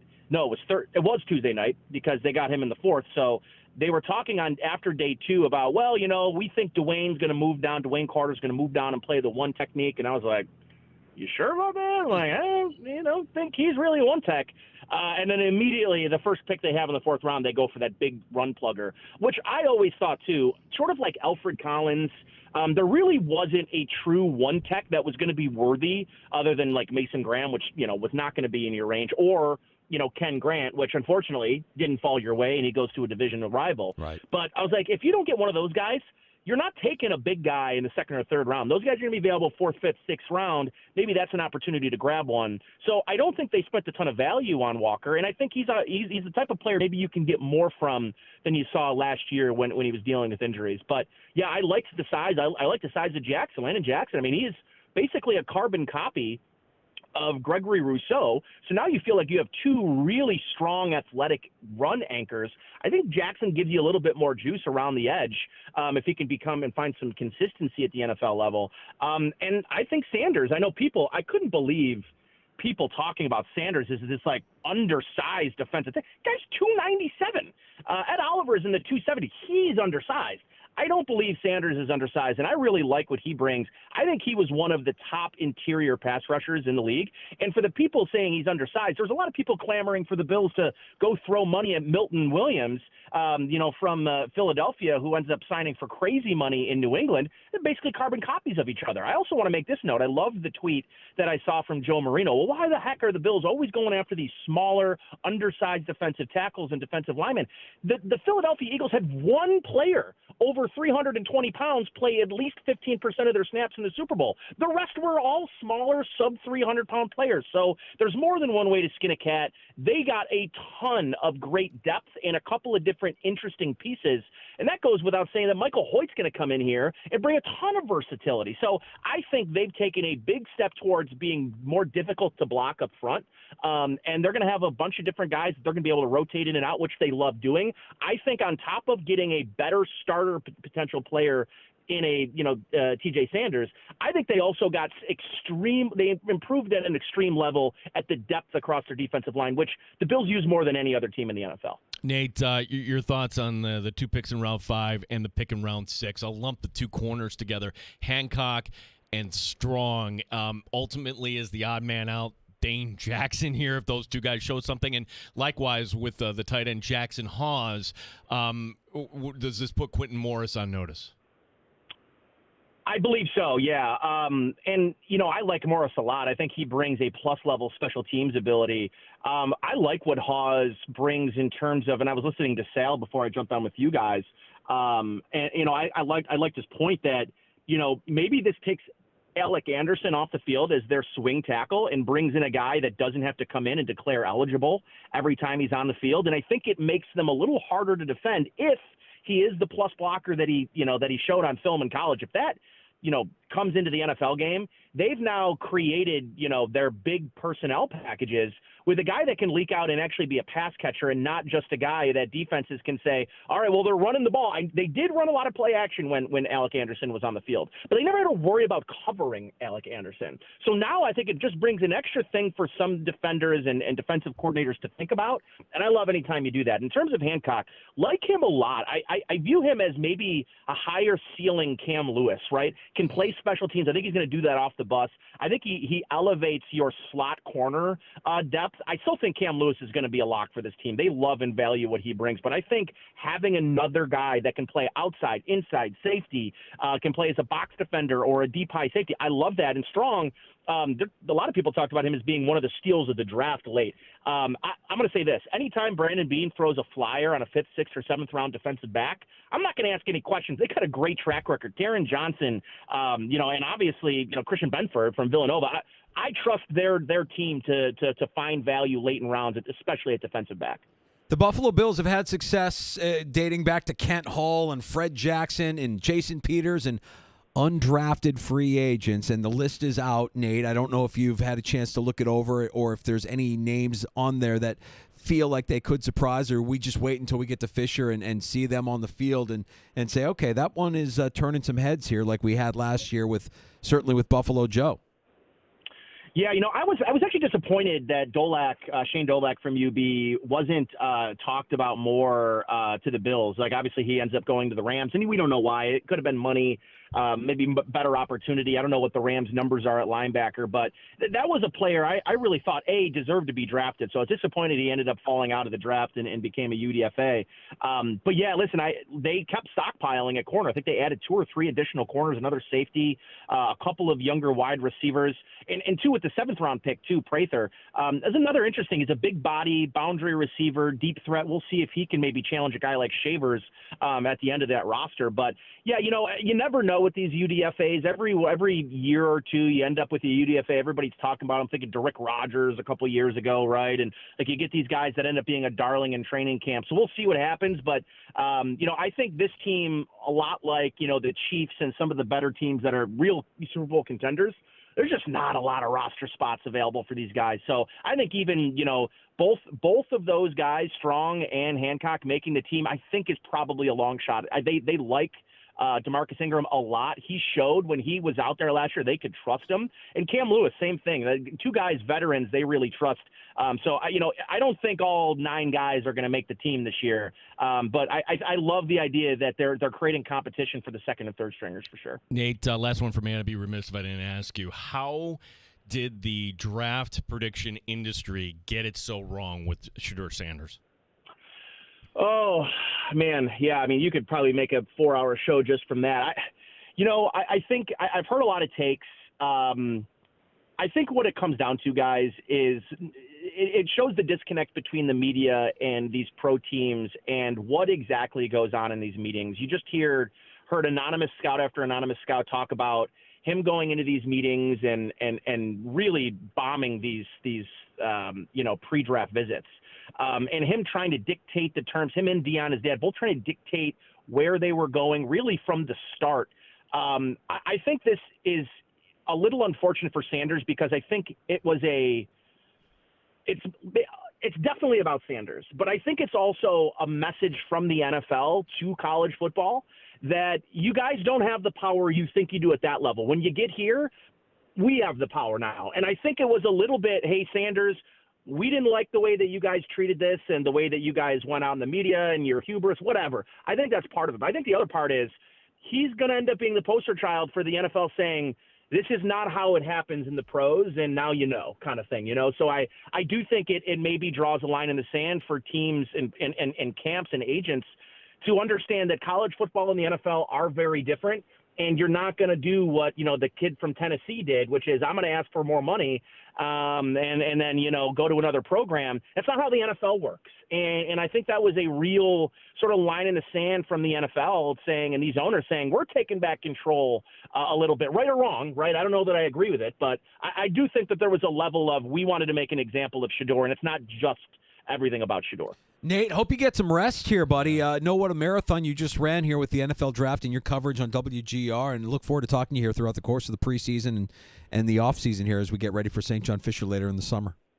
Can't wait, go Mercs. Well, can't wait to watch these guys, and Devin Levi. So I am excited about some level of playoff hockey. I wonder what that's like. Let us know someday. Hey, if you make it down, don't be a stranger. We'll grab a cold one. We'll grab one of those one of those local beers before we get to a game. I love a good Rochester local beer, so happy to do it, boys. Thank you, Nate. Appreciate you. Thanks, Great guys. work. Nate Geary, Buffalo Bills Radio Network, WGR, and what has been a memorable day for that station, Danger, as I'm looking up at the monitor, and it's the audio from the Jeremy and Joe show going on right now on NFL Live. Yeah. Brandon Beane had words and didn't mince any words.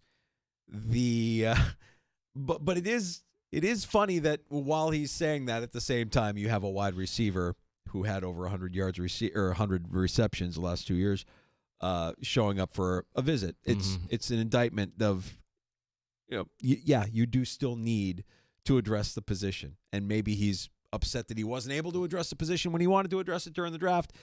We'll go back and we'll listen to it. We'll dissect it some more. We'll look at these picks made by the Buffalo Bills. We'll talk a little bit more about everything that went on in the NFL draft here over the course of the last few days. We'll take time for your calls at 866-4326. We'll get to a round of shots. Yes, we have a lot to get to. Your calls, we have not had a chance to, so let's do that. 866-4FAN, 866-4326. You're listening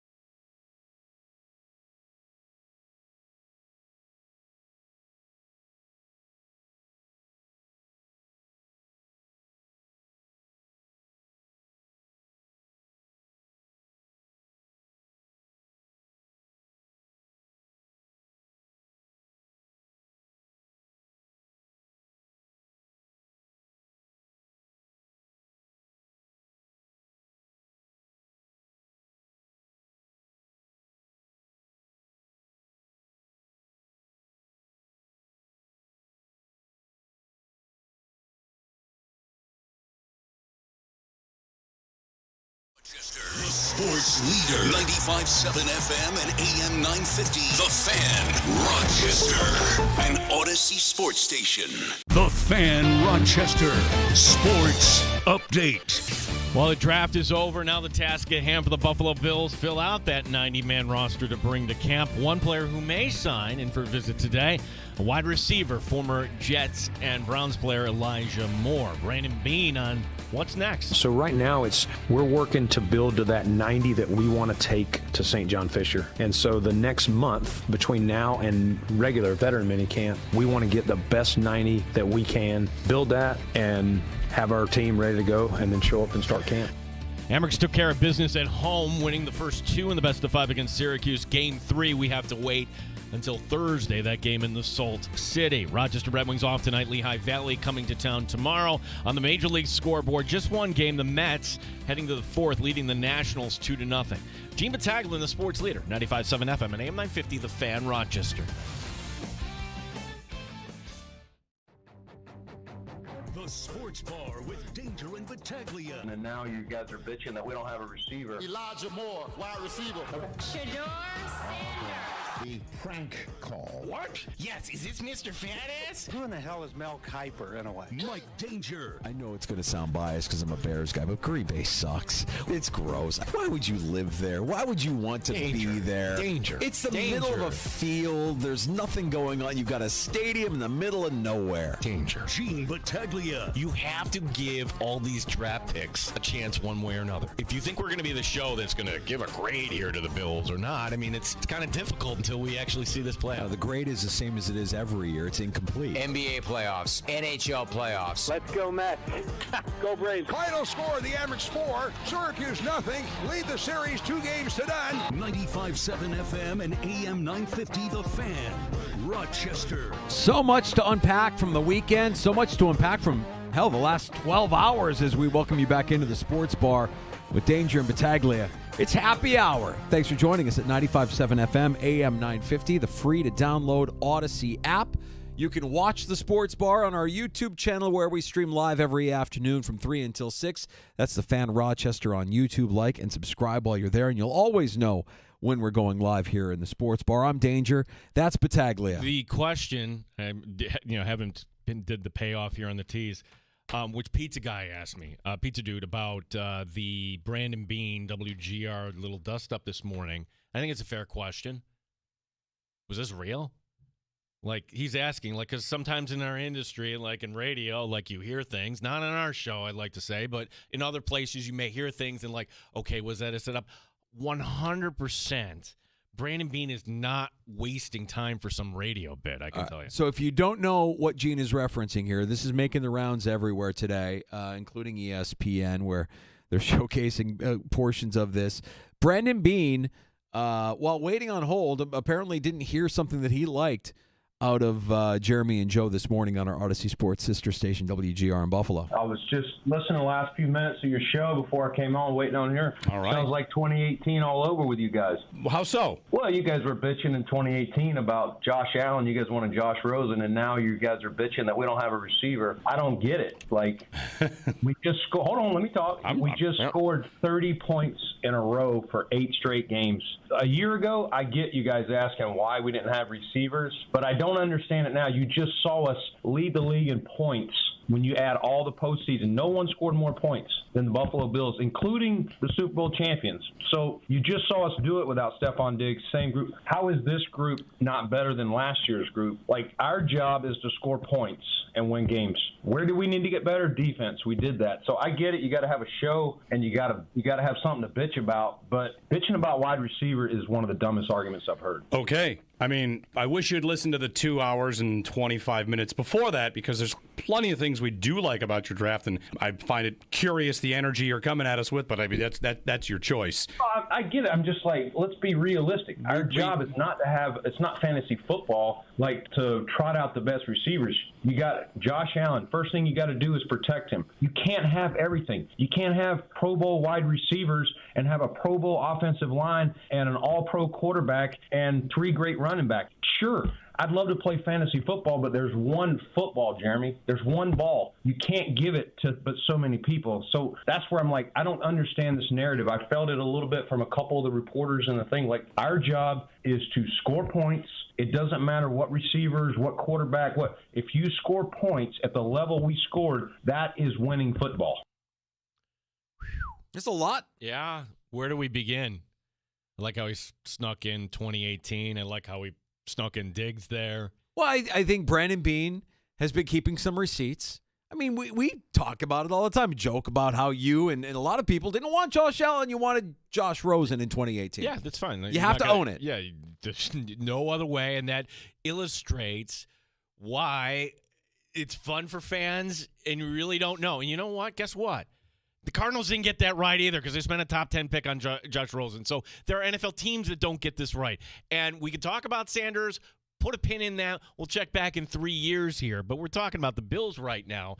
That's a side to Brandon Beane, quite honestly, Danger, I knew existed, but it hasn't been exposed there in public. Just something that set him off listening. Probably he's heard it one too many times.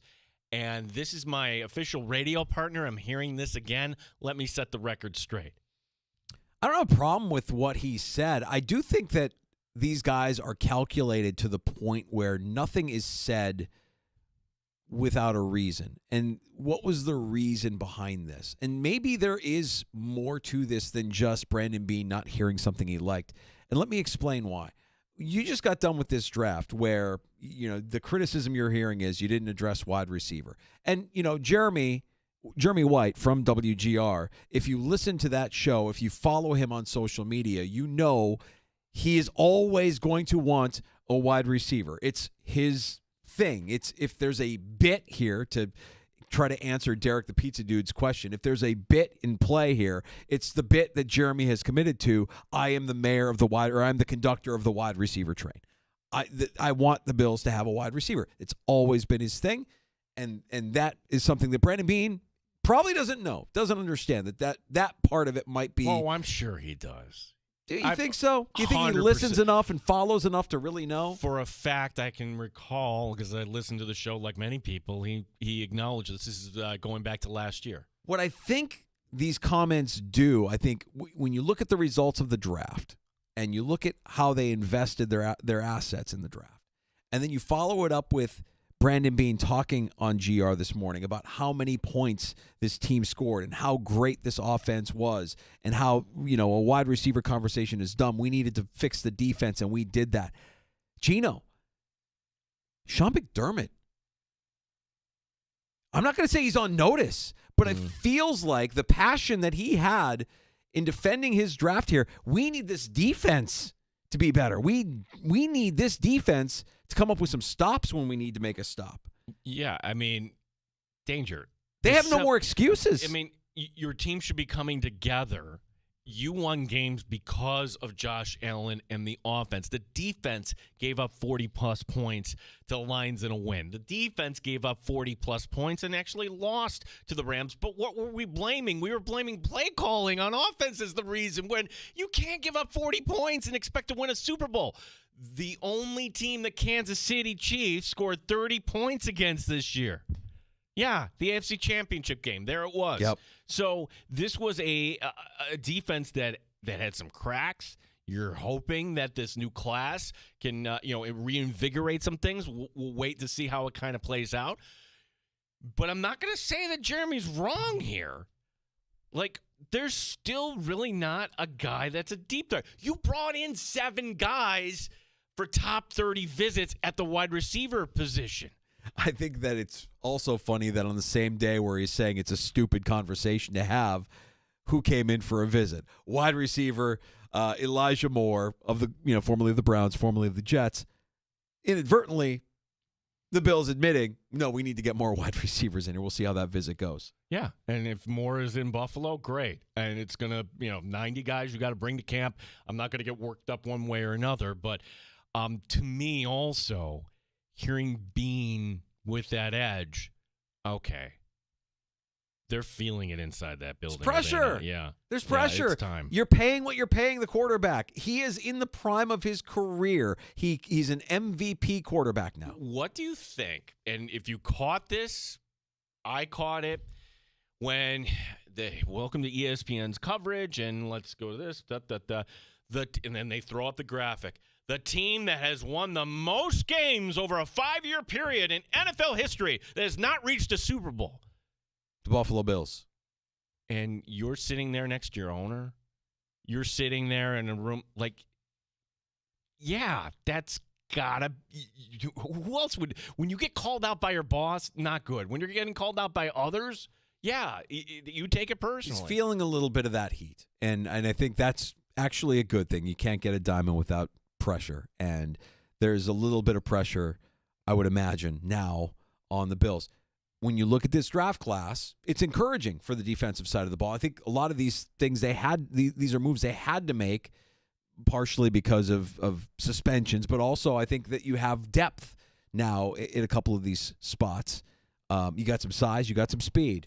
As far as their edge rushers, they have a type, right? Like we see Landon Jackson measuring very much like a Greg Rousseau. We saw them draft a trait in speed on Thursday in round 1, the Max Harrison pick.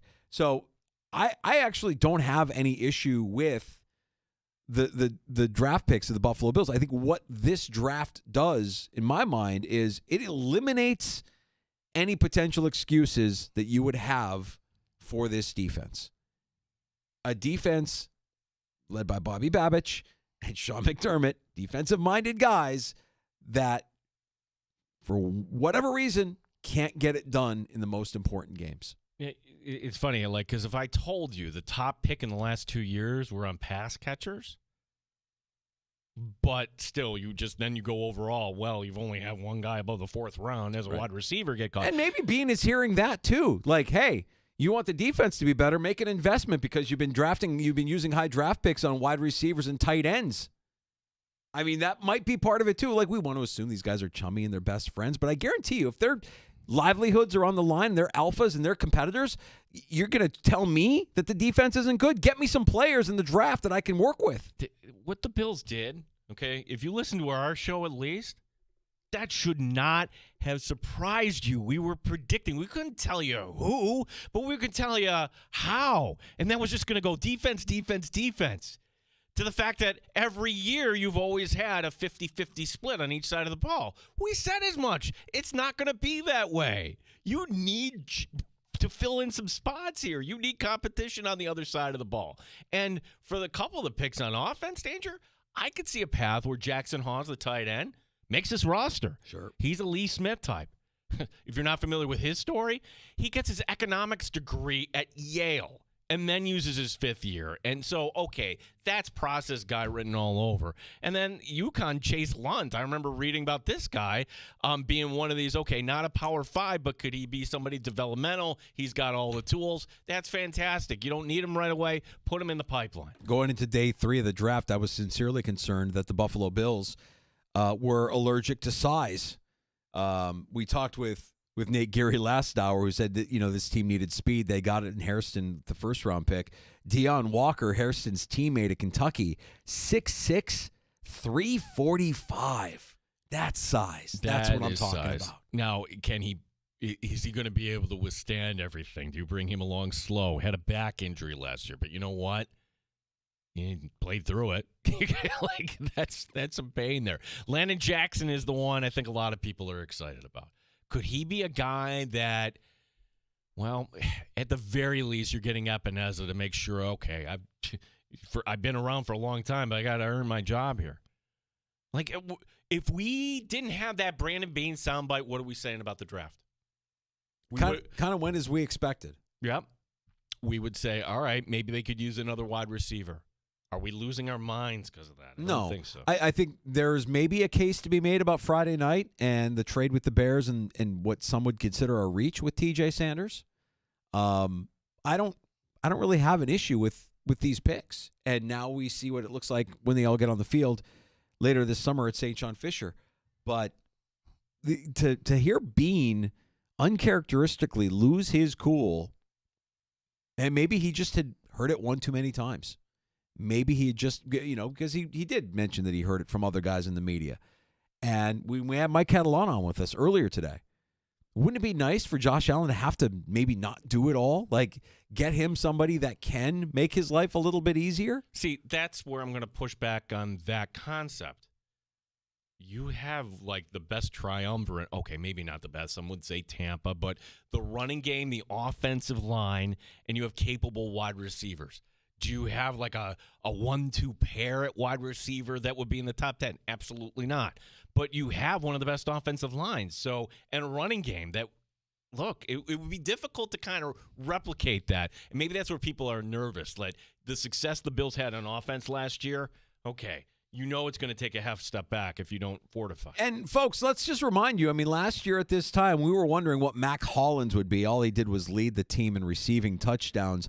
Josh Allen is that kind of player who can make others better around him, even if you believe that player might not be what you think he is. Josh Allen can make him that. Hollins is a reflection of that. And maybe the move of Josh Palmer, you at least get that back. And maybe if Elijah Moore does end up showing up at training camp, we see something there. It'll be interesting to watch, but I'm not going to say that I'm not going to say that they don't need a wide receiver. Simultaneously, I will say that offensive line is great, top 5 for sure, and Josh Allen has shown the ability to elevate the play of those around him. Fair enough. Last season is evidence of that. I would also say Samuel, who turf toe, he got off to a slow start. God, completely in forgot about Samuel on this roster. Samuel could certainly bring you something. 866-4FAN. Tom in Rochester joining us. Hey, Tom. Hey, guys, love the show. And I heard that, maybe like a lot of your listeners, I'm hearing that audio about Bean for the first time. I think everyone's right about this. There's so much pressure on that man and in that building to not only get to a Super Bowl, but, win a Super Bowl. You've got the quarterback that you dreamed of, and you are looking for answers. It seems always on the defense. And, that point you were making about the Chiefs, right? Scoring the most points against us all year, against any opponent. And quite honestly, some of the games that the Bills play in, the whole defense is predicated on big plays getting the quarterback down on the ground. And they've had problems. You can start with the signing of Von Miller and work your way through some of the draft picks, right? But the bottom line, though, is Bean, McDermott, they might be in Pagula's good graces, but you only have so many years in these windows to get it right. And some of his drafts, the Elam pick crushes us. A wasted first-round pick. Some of the signings have hurt us. But in the end, he got what he wanted in the draft. He got defense. He got potential guys who contribute right off the bat. Let's hope he's right, and let's hope the Bills can punch through. Yeah, Tom, great call there, and appreciate it. Anybody else who wants to weigh in, 866-4326. If Bean doesn't go off like that, this is Jeremy pointed this out online after the fact. I wasn't aware of the Streisand effect. This is something that has actually been coined, and you can go look this up. But Streisand, it's off after Barbara Streisand, famous singer, Where We Were, all that. She has a mansion in Malibu. She doesn't want photographed. So she's suing everybody, suing the paparazzi, suing this, doing everything. But what happens inadvertently? People want to know why. And all of a sudden, we all know what her house looks like. Well, you shouldn't have done that. You would just let it go away. If you just let it slide away, Brandon, and if it upset you that much, pick up the phone afterward. Jeremy would have taken the call easily offline. There's a rule in our industry in radio. It's not followed by everybody, but I've certainly followed it through my entire career. If you slip up and say something that you're not supposed to say, move on. Best to move on and not acknowledge that you slipped up and said something that you're not supposed to say. By doing it, you're drawing more attention to the fact that you said something you're not supposed to say. Therefore, more people will pay attention to it, and that's kind of the radio version of the Streisand effect. And it's what Bean did today. And again, the same day that he's having this conversation and saying this is a stupid conversation to have is the same day that he's bringing in a wide receiver who had over 100 receptions for the Browns into Buffalo to take a visit. So weird, awkward kind of moment. And maybe Bean is feeling that pressure. I imagine there's an immense amount of it right now, given that the stadium is about to open, given that they're still trying to sell PSLs, given that this team does have a window and Josh Allen is in his prime. Win now. Let's get over that hump. He just spent the weekend with his boss. Again, Terry Pegula is sitting right next to him when those graphics are going up. Buffalo Bills, most wins all time without Super Bowl. Yeah. Yeah, it's there is heat. Ron writing it is you can also reach us 866-4FAN. Is Josh Palmer an upgrade over Matt Collins? I think he is. Yeah, I mean, I think he is. Watch what happens to Matt Collins in New England. I'm sure he'll play special teams and he'll have a play once in a while. He was the vibes guy, right? That's how we like. And give him credit. In the FC Championship game, he was the Bills' best receiver that day. He's replaceable. Yeah. The other elements of the weekend that we've yet to discuss in the draft, I mean, the unbelievable slide of Shedeur Sanders. I don't know. Are we getting to that in a round of shots? Because we got shots coming up here in a few as well. We are not. There's so much happening out there that with Shedeur going down, look, the takeosphere is going crazy on this one. I think it's as simple as, hey, NFL execs are not the same as the draft nick industry, the media and actual evaluations. And there are two things that we don't necessarily know about. The medical evaluations. Okay, sometimes that'll push a guy down. You don't know. There's a thing called HIPAA. The other thing, too, I think we learned out of all this, the actual interviews. And if he didn't have a representation coaching him up, if he just went in and just bombed, and the one story we heard was Daboll just, okay, we can't draft this guy. You know, like, you have to come away. You want the job, you at least have to answer the questions, put a smile, and tell you everything you could do, and apparently he wasn't good in that area. And you don't get a redo, unfortunately. Well, yeah. When you're talking about the NFL and you're talking about billionaire owners that are about to make a major investment in the most important position in sports, try to impress. Try? I don't know. I mean, if the owner doesn't like you, he has every right to say, we're going to pass. You can go play somewhere else, and good luck to you, but you're not our type. I just want to know, okay, because I think we can kind of deduce, right, conclude that when you watch the Browns draft video, were they overly excited about it? They drafted a quarterback. Was that the owner? I think was that an owner dictate, or was that a Roger Goodell dictate? Well, if you want to go down the rabbit hole, sure, you could say Roger Goodell reached out to the Haslams and said, you got to make this happen. We'll owe you one down the road. I don't know what it is. But the face of Andrew Berry and Kevin Stefanski is not the face of enthusiasm when you're drafting a guy who many draft analysts had as their number one quarterback going into this draft. They just realized we got a pain in the ass that we're going to have to deal with here. We got a circus coming to town, and we're going to have to manage through that. They probably didn't sign up for it. My guess is that came from above. Especially when you compare that to other videos, and the executive producer and I watching Thursday night, even Friday for some of these. Every war room has the camera, and it's kind of strange. We're like, a lot of man hugs, a lot of high fives. You're excited. You get your guy. You get your guy, and it's exciting. And I guess, it's like for us in fantasy football, when you ace your draft, like, yes. Where was that? Like, if you got a future franchise quarterback in the 5th round, people should be really, really excited, right? Their excuse was that it's a long weekend and they were tired. Oh, give me a break. Pretty good excuse. I had a long weekend, pretty tired. But I'm still smiling today. Still excited to be here. I'd ask you how was Metallica, but that's a dumb question, right? Oh my God. Yeah. Here's what it did for me. It gave me hope because these dudes are all in their 60s now, and they don't miss a beat. Oh, don't tell me that. They don't miss a beat. They are fast. They are loud. They rocked. Meanwhile, me, my buddies Tony, Joe, and my brother-in-law Gary, as we get to Toronto, we go to a brew pub, and we have some beers, and we have some poutine, as one does when you're in Toronto. The four of us, as we got back into the car, simultaneously, what did we do? The dad grunt, all of us, at the same time, as we got into the car, that, Like, we strain sitting down in a car. Meanwhile, we're watching Metallica tear our faces off for 2 hours. Yeah, we have some work to do. So you did that up and back. I guess it's a long day. It's a fun day. Oh, you did it all in one day, huh? We stayed overnight. Oh, okay. We stayed overnight yeah. Saturday night and came back early yesterday. Good move coming back early yesterday. We missed one of the best days that we've had so far in Fake Spring. So you get a lot of work done in the yard, Gino. Guy, I feel like I'm catching up to your level at this point. Listen, first time ever in the sports bar, I'm way ahead of you. You are way ahead. You are way ahead. Yeah, I didn't do the weed and feed. I did get the first mow of the season in though.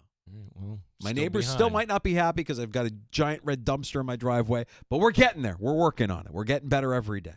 Round of shots on the way next. Yeah, Amerks. Yes, let's give a minute for them here. More firings in the NHL. A big injury in the NBA playoffs to tell you about. And we would be playing this audio on any other day. Little did I think CBS this morning would be coming on the sports bar, but it's a great show. It is. Yeah. It is. And this was, let's just say, a unique interview. Okay. What made it unique, I wonder? We'll get into that and more next. A round of shots on the way in the sports bar. Danger and Battaglia. Your calls for last call where you can have the final word as well. 866-4FAN, 585-866-4326.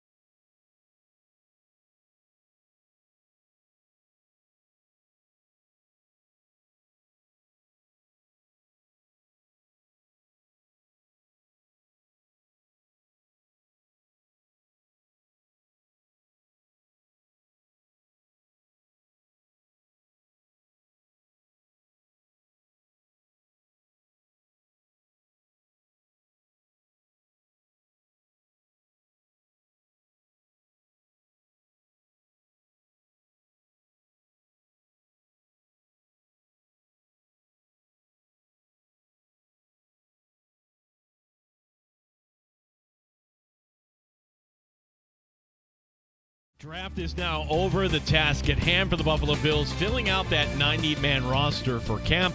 Former Jets and Browns wide receiver Elijah Moore came in for a visit today. Brandon Bean with more. Elijah Moore is here. He's a guy we've spoken to a few times leading up to the draft, and we just kind of put a pin in it. And so we picked up those conversations over the weekend, and he and his wife came up today and visited. And so we'll see. You know, it's a very good visit, and we'll see where that goes. Rochester Red Wings are off tonight, as they quite often are on a Monday. Lehigh Valley coming to town tomorrow. New York Mets taking on the Nationals right now. Jeff McNeil with a homer, 3-0. The Mets leading here tonight on the schedule. The Yankees are in Baltimore. Warren for the Yankees on the bump. You also have tonight the Braves out in Colorado. Gene Battaglia, the sports leader, 95.7 FM and AM 950, The Fan, Rochester. Rochester's home for live sports and the best sports talk anywhere. The sports leader, 95.7 FM and AM 950, The Fan, Rochester. Lest we forget, our Rochester Americans are on the brink of advancing in the Calder Cup playoffs after an impressive weekend of hockey for the Rochester Americans. Yeah, I mean, if you're following along on Friday, they were down 2-0 in Game 1. Well, not only did they come back, they really took care of business in Game 2. Devin Levi shutting out the crunch. 4-0, short series. Rochester with a chance to really make it a short series. Game 3 Thursday night in Syracuse tomorrow. We will talk to head coach Mike Leone. Emmerich fans, it's going to be at 4:25. Yeah, I'll stop short of saying it's a guarantee, right? Because it is the postseason and weird things can happen, and we've seen these teams battle back and forth over the course of the last few years. They know each other very, very well. But, boy, it feels as if you maybe snatched some souls by coming back from down 2 on Friday and then putting the exclamation point on it yesterday. Yeah, the idea that Syracuse would have to win 3 straight and that last one coming in Rochester, okay, you know what? Don't even let it get to that point. Take care of business on Thursday. By the way, if the Amherst did win on Thursday, Danger, we're going to have to wait. Oh. Laval has yet to even begin their series with Cleveland. In fact, we don't even know their schedule until later tonight, maybe. Now, if the Cavs lost to Miami tonight, well, they're going to need their arena for Game 5 or even a Game 7, which would push everything back. So root for Cleveland to win tonight and just, get that series going. Yeah, let's get that Laval-Cleveland series going here. So we're not although a little bit of rest might be good in the postseason. Although if you're playing your best hockey of the season, you don't want to lose that momentum. There's a question for Coach Leone tomorrow. I think that right now the Sunday to Thursday, that feels like the proper one. If you're ever off a week or something like that, yeah, it's going to be something that, just making everyone aware here if it goes the Emmerich's way against Syracuse. Hopefully the series shortens up. This Wednesday, the Washington Capitals have a chance to do something they haven't done since 2015. That's win a playoff series on home ice. And yes, that is true. In the Cup run of 2018, Washington won every clinching game on the road. Did you see this last night? Tom Wilson blasting Alexander Carrier, the Canadians, leading the tying goal for the Caps in that Game 4 win. Tonight are 2 games in the NHL. Florida is up 2-1 on Tampa. It's going to be followed by the pivotal Game 5 between. Has to be pivotal. Yeah, when it's tied at 2, that's what it is. Colorado and Dallas. That's going to be late tonight. I loved. Look, I don't know what the general feeling is on the brawl between the Caps and the Canadians. I love it. I want more of that. Yeah, I know Wilson's a dirtbag. He's always been a dirtbag. Well, even Ovechkin, he got called. That was only 2. They called for the elbow there. So yeah, that's been physical, and that's a hostile environment. And well, just keep that in the back of your mind there. If we're looking at Emmerich's Laval round 2, perhaps. Ah, yes. Pittsburgh Penguins. Now, look, they have an aging roster. They're not very good, but somebody's got to take the fall. That's Mike Sullivan. He was fired, the head coach. He joins the Rangers, Ducks, and the Kraken as, teams that are looking for a new head coach here in the NHL. Okay. Dame time could be done for a long time. The fear is that Damian Lillard of the Milwaukee Bucks suffered a torn Achilles. Not great for next year. Not great considering the team is down 3-1 in their best of 7 to Indiana. But remember, these are all steps to success. Not great, Bob. Yeah. Thanks, Giannis. I mean, this is a blow, but I can't for the life of me understand how this team won a title when that guy has as little heart as he has. Not Dame, Giannis. Can I answer that? Sure.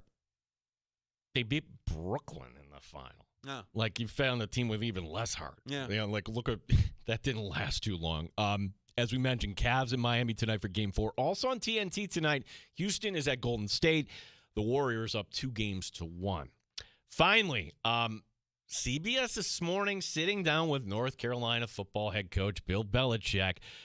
Yes, if we didn't know who ran the relationship he's in these days, listen closely for the voice off mic. You have Jordan right over there. Everybody in the world seems to be following this relationship. They've got an opinion about your private life. It's got nothing to do with them, but they're invested in it. How do you deal with that? Never been too worried about what everybody else thinks. Just try to do what I feel like is best for me and what's right. How did you guys meet? Not talking about this. No? No. It's a topic neither one of them is comfortable commenting on.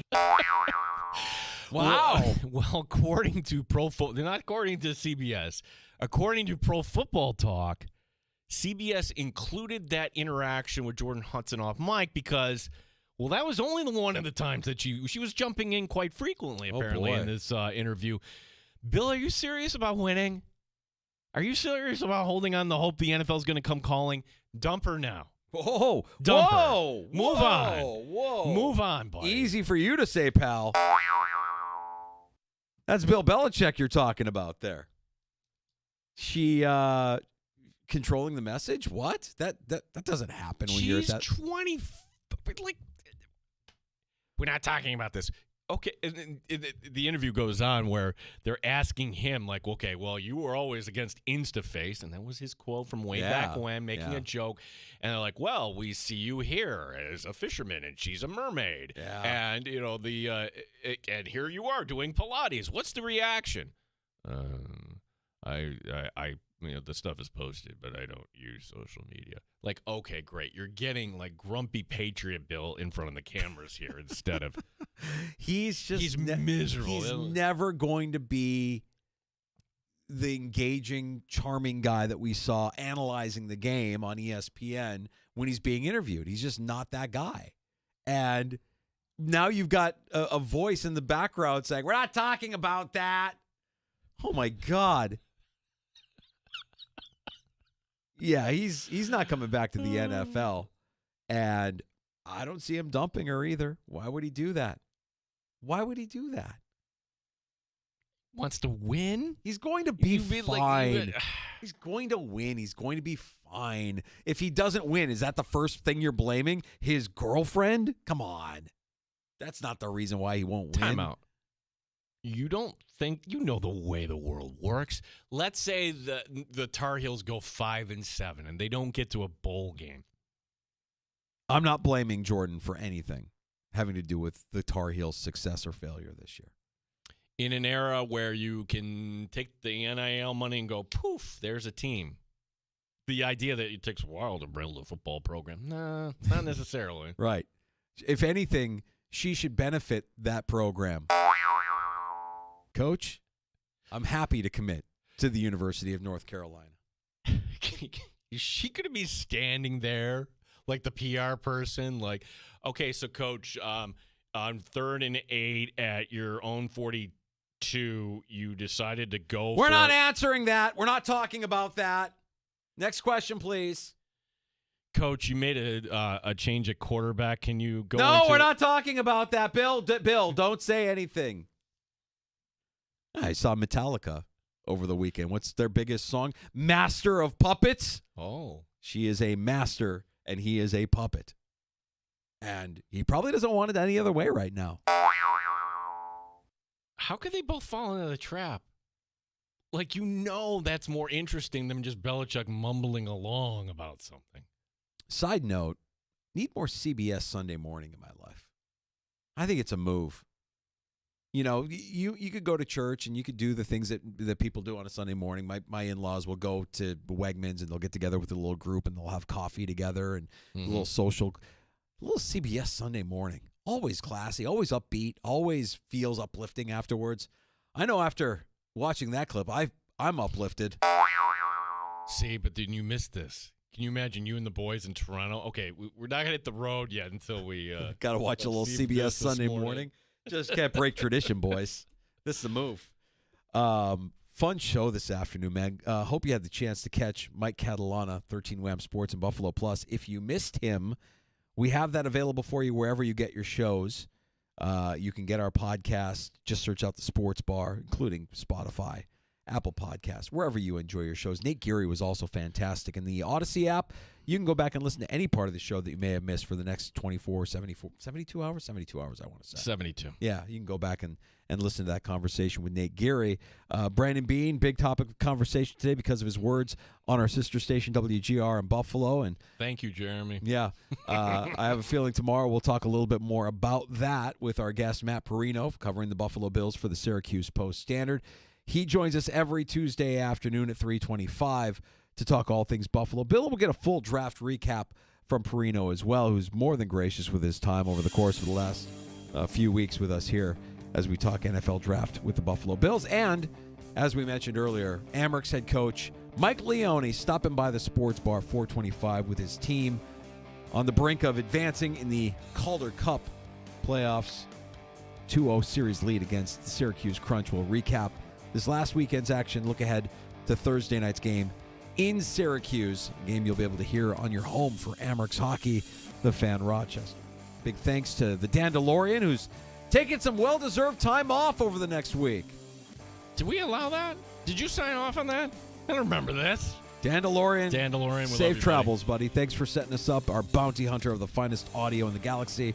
And Derek the Pizza Dude as well for keeping us on the air here on the Fan Rochester every afternoon. JR Sport Brief next. Have a great night. Back again tomorrow starting at 3. The Sports Bar with Danger and Battaglia on the Fan Rochester. You're listening to the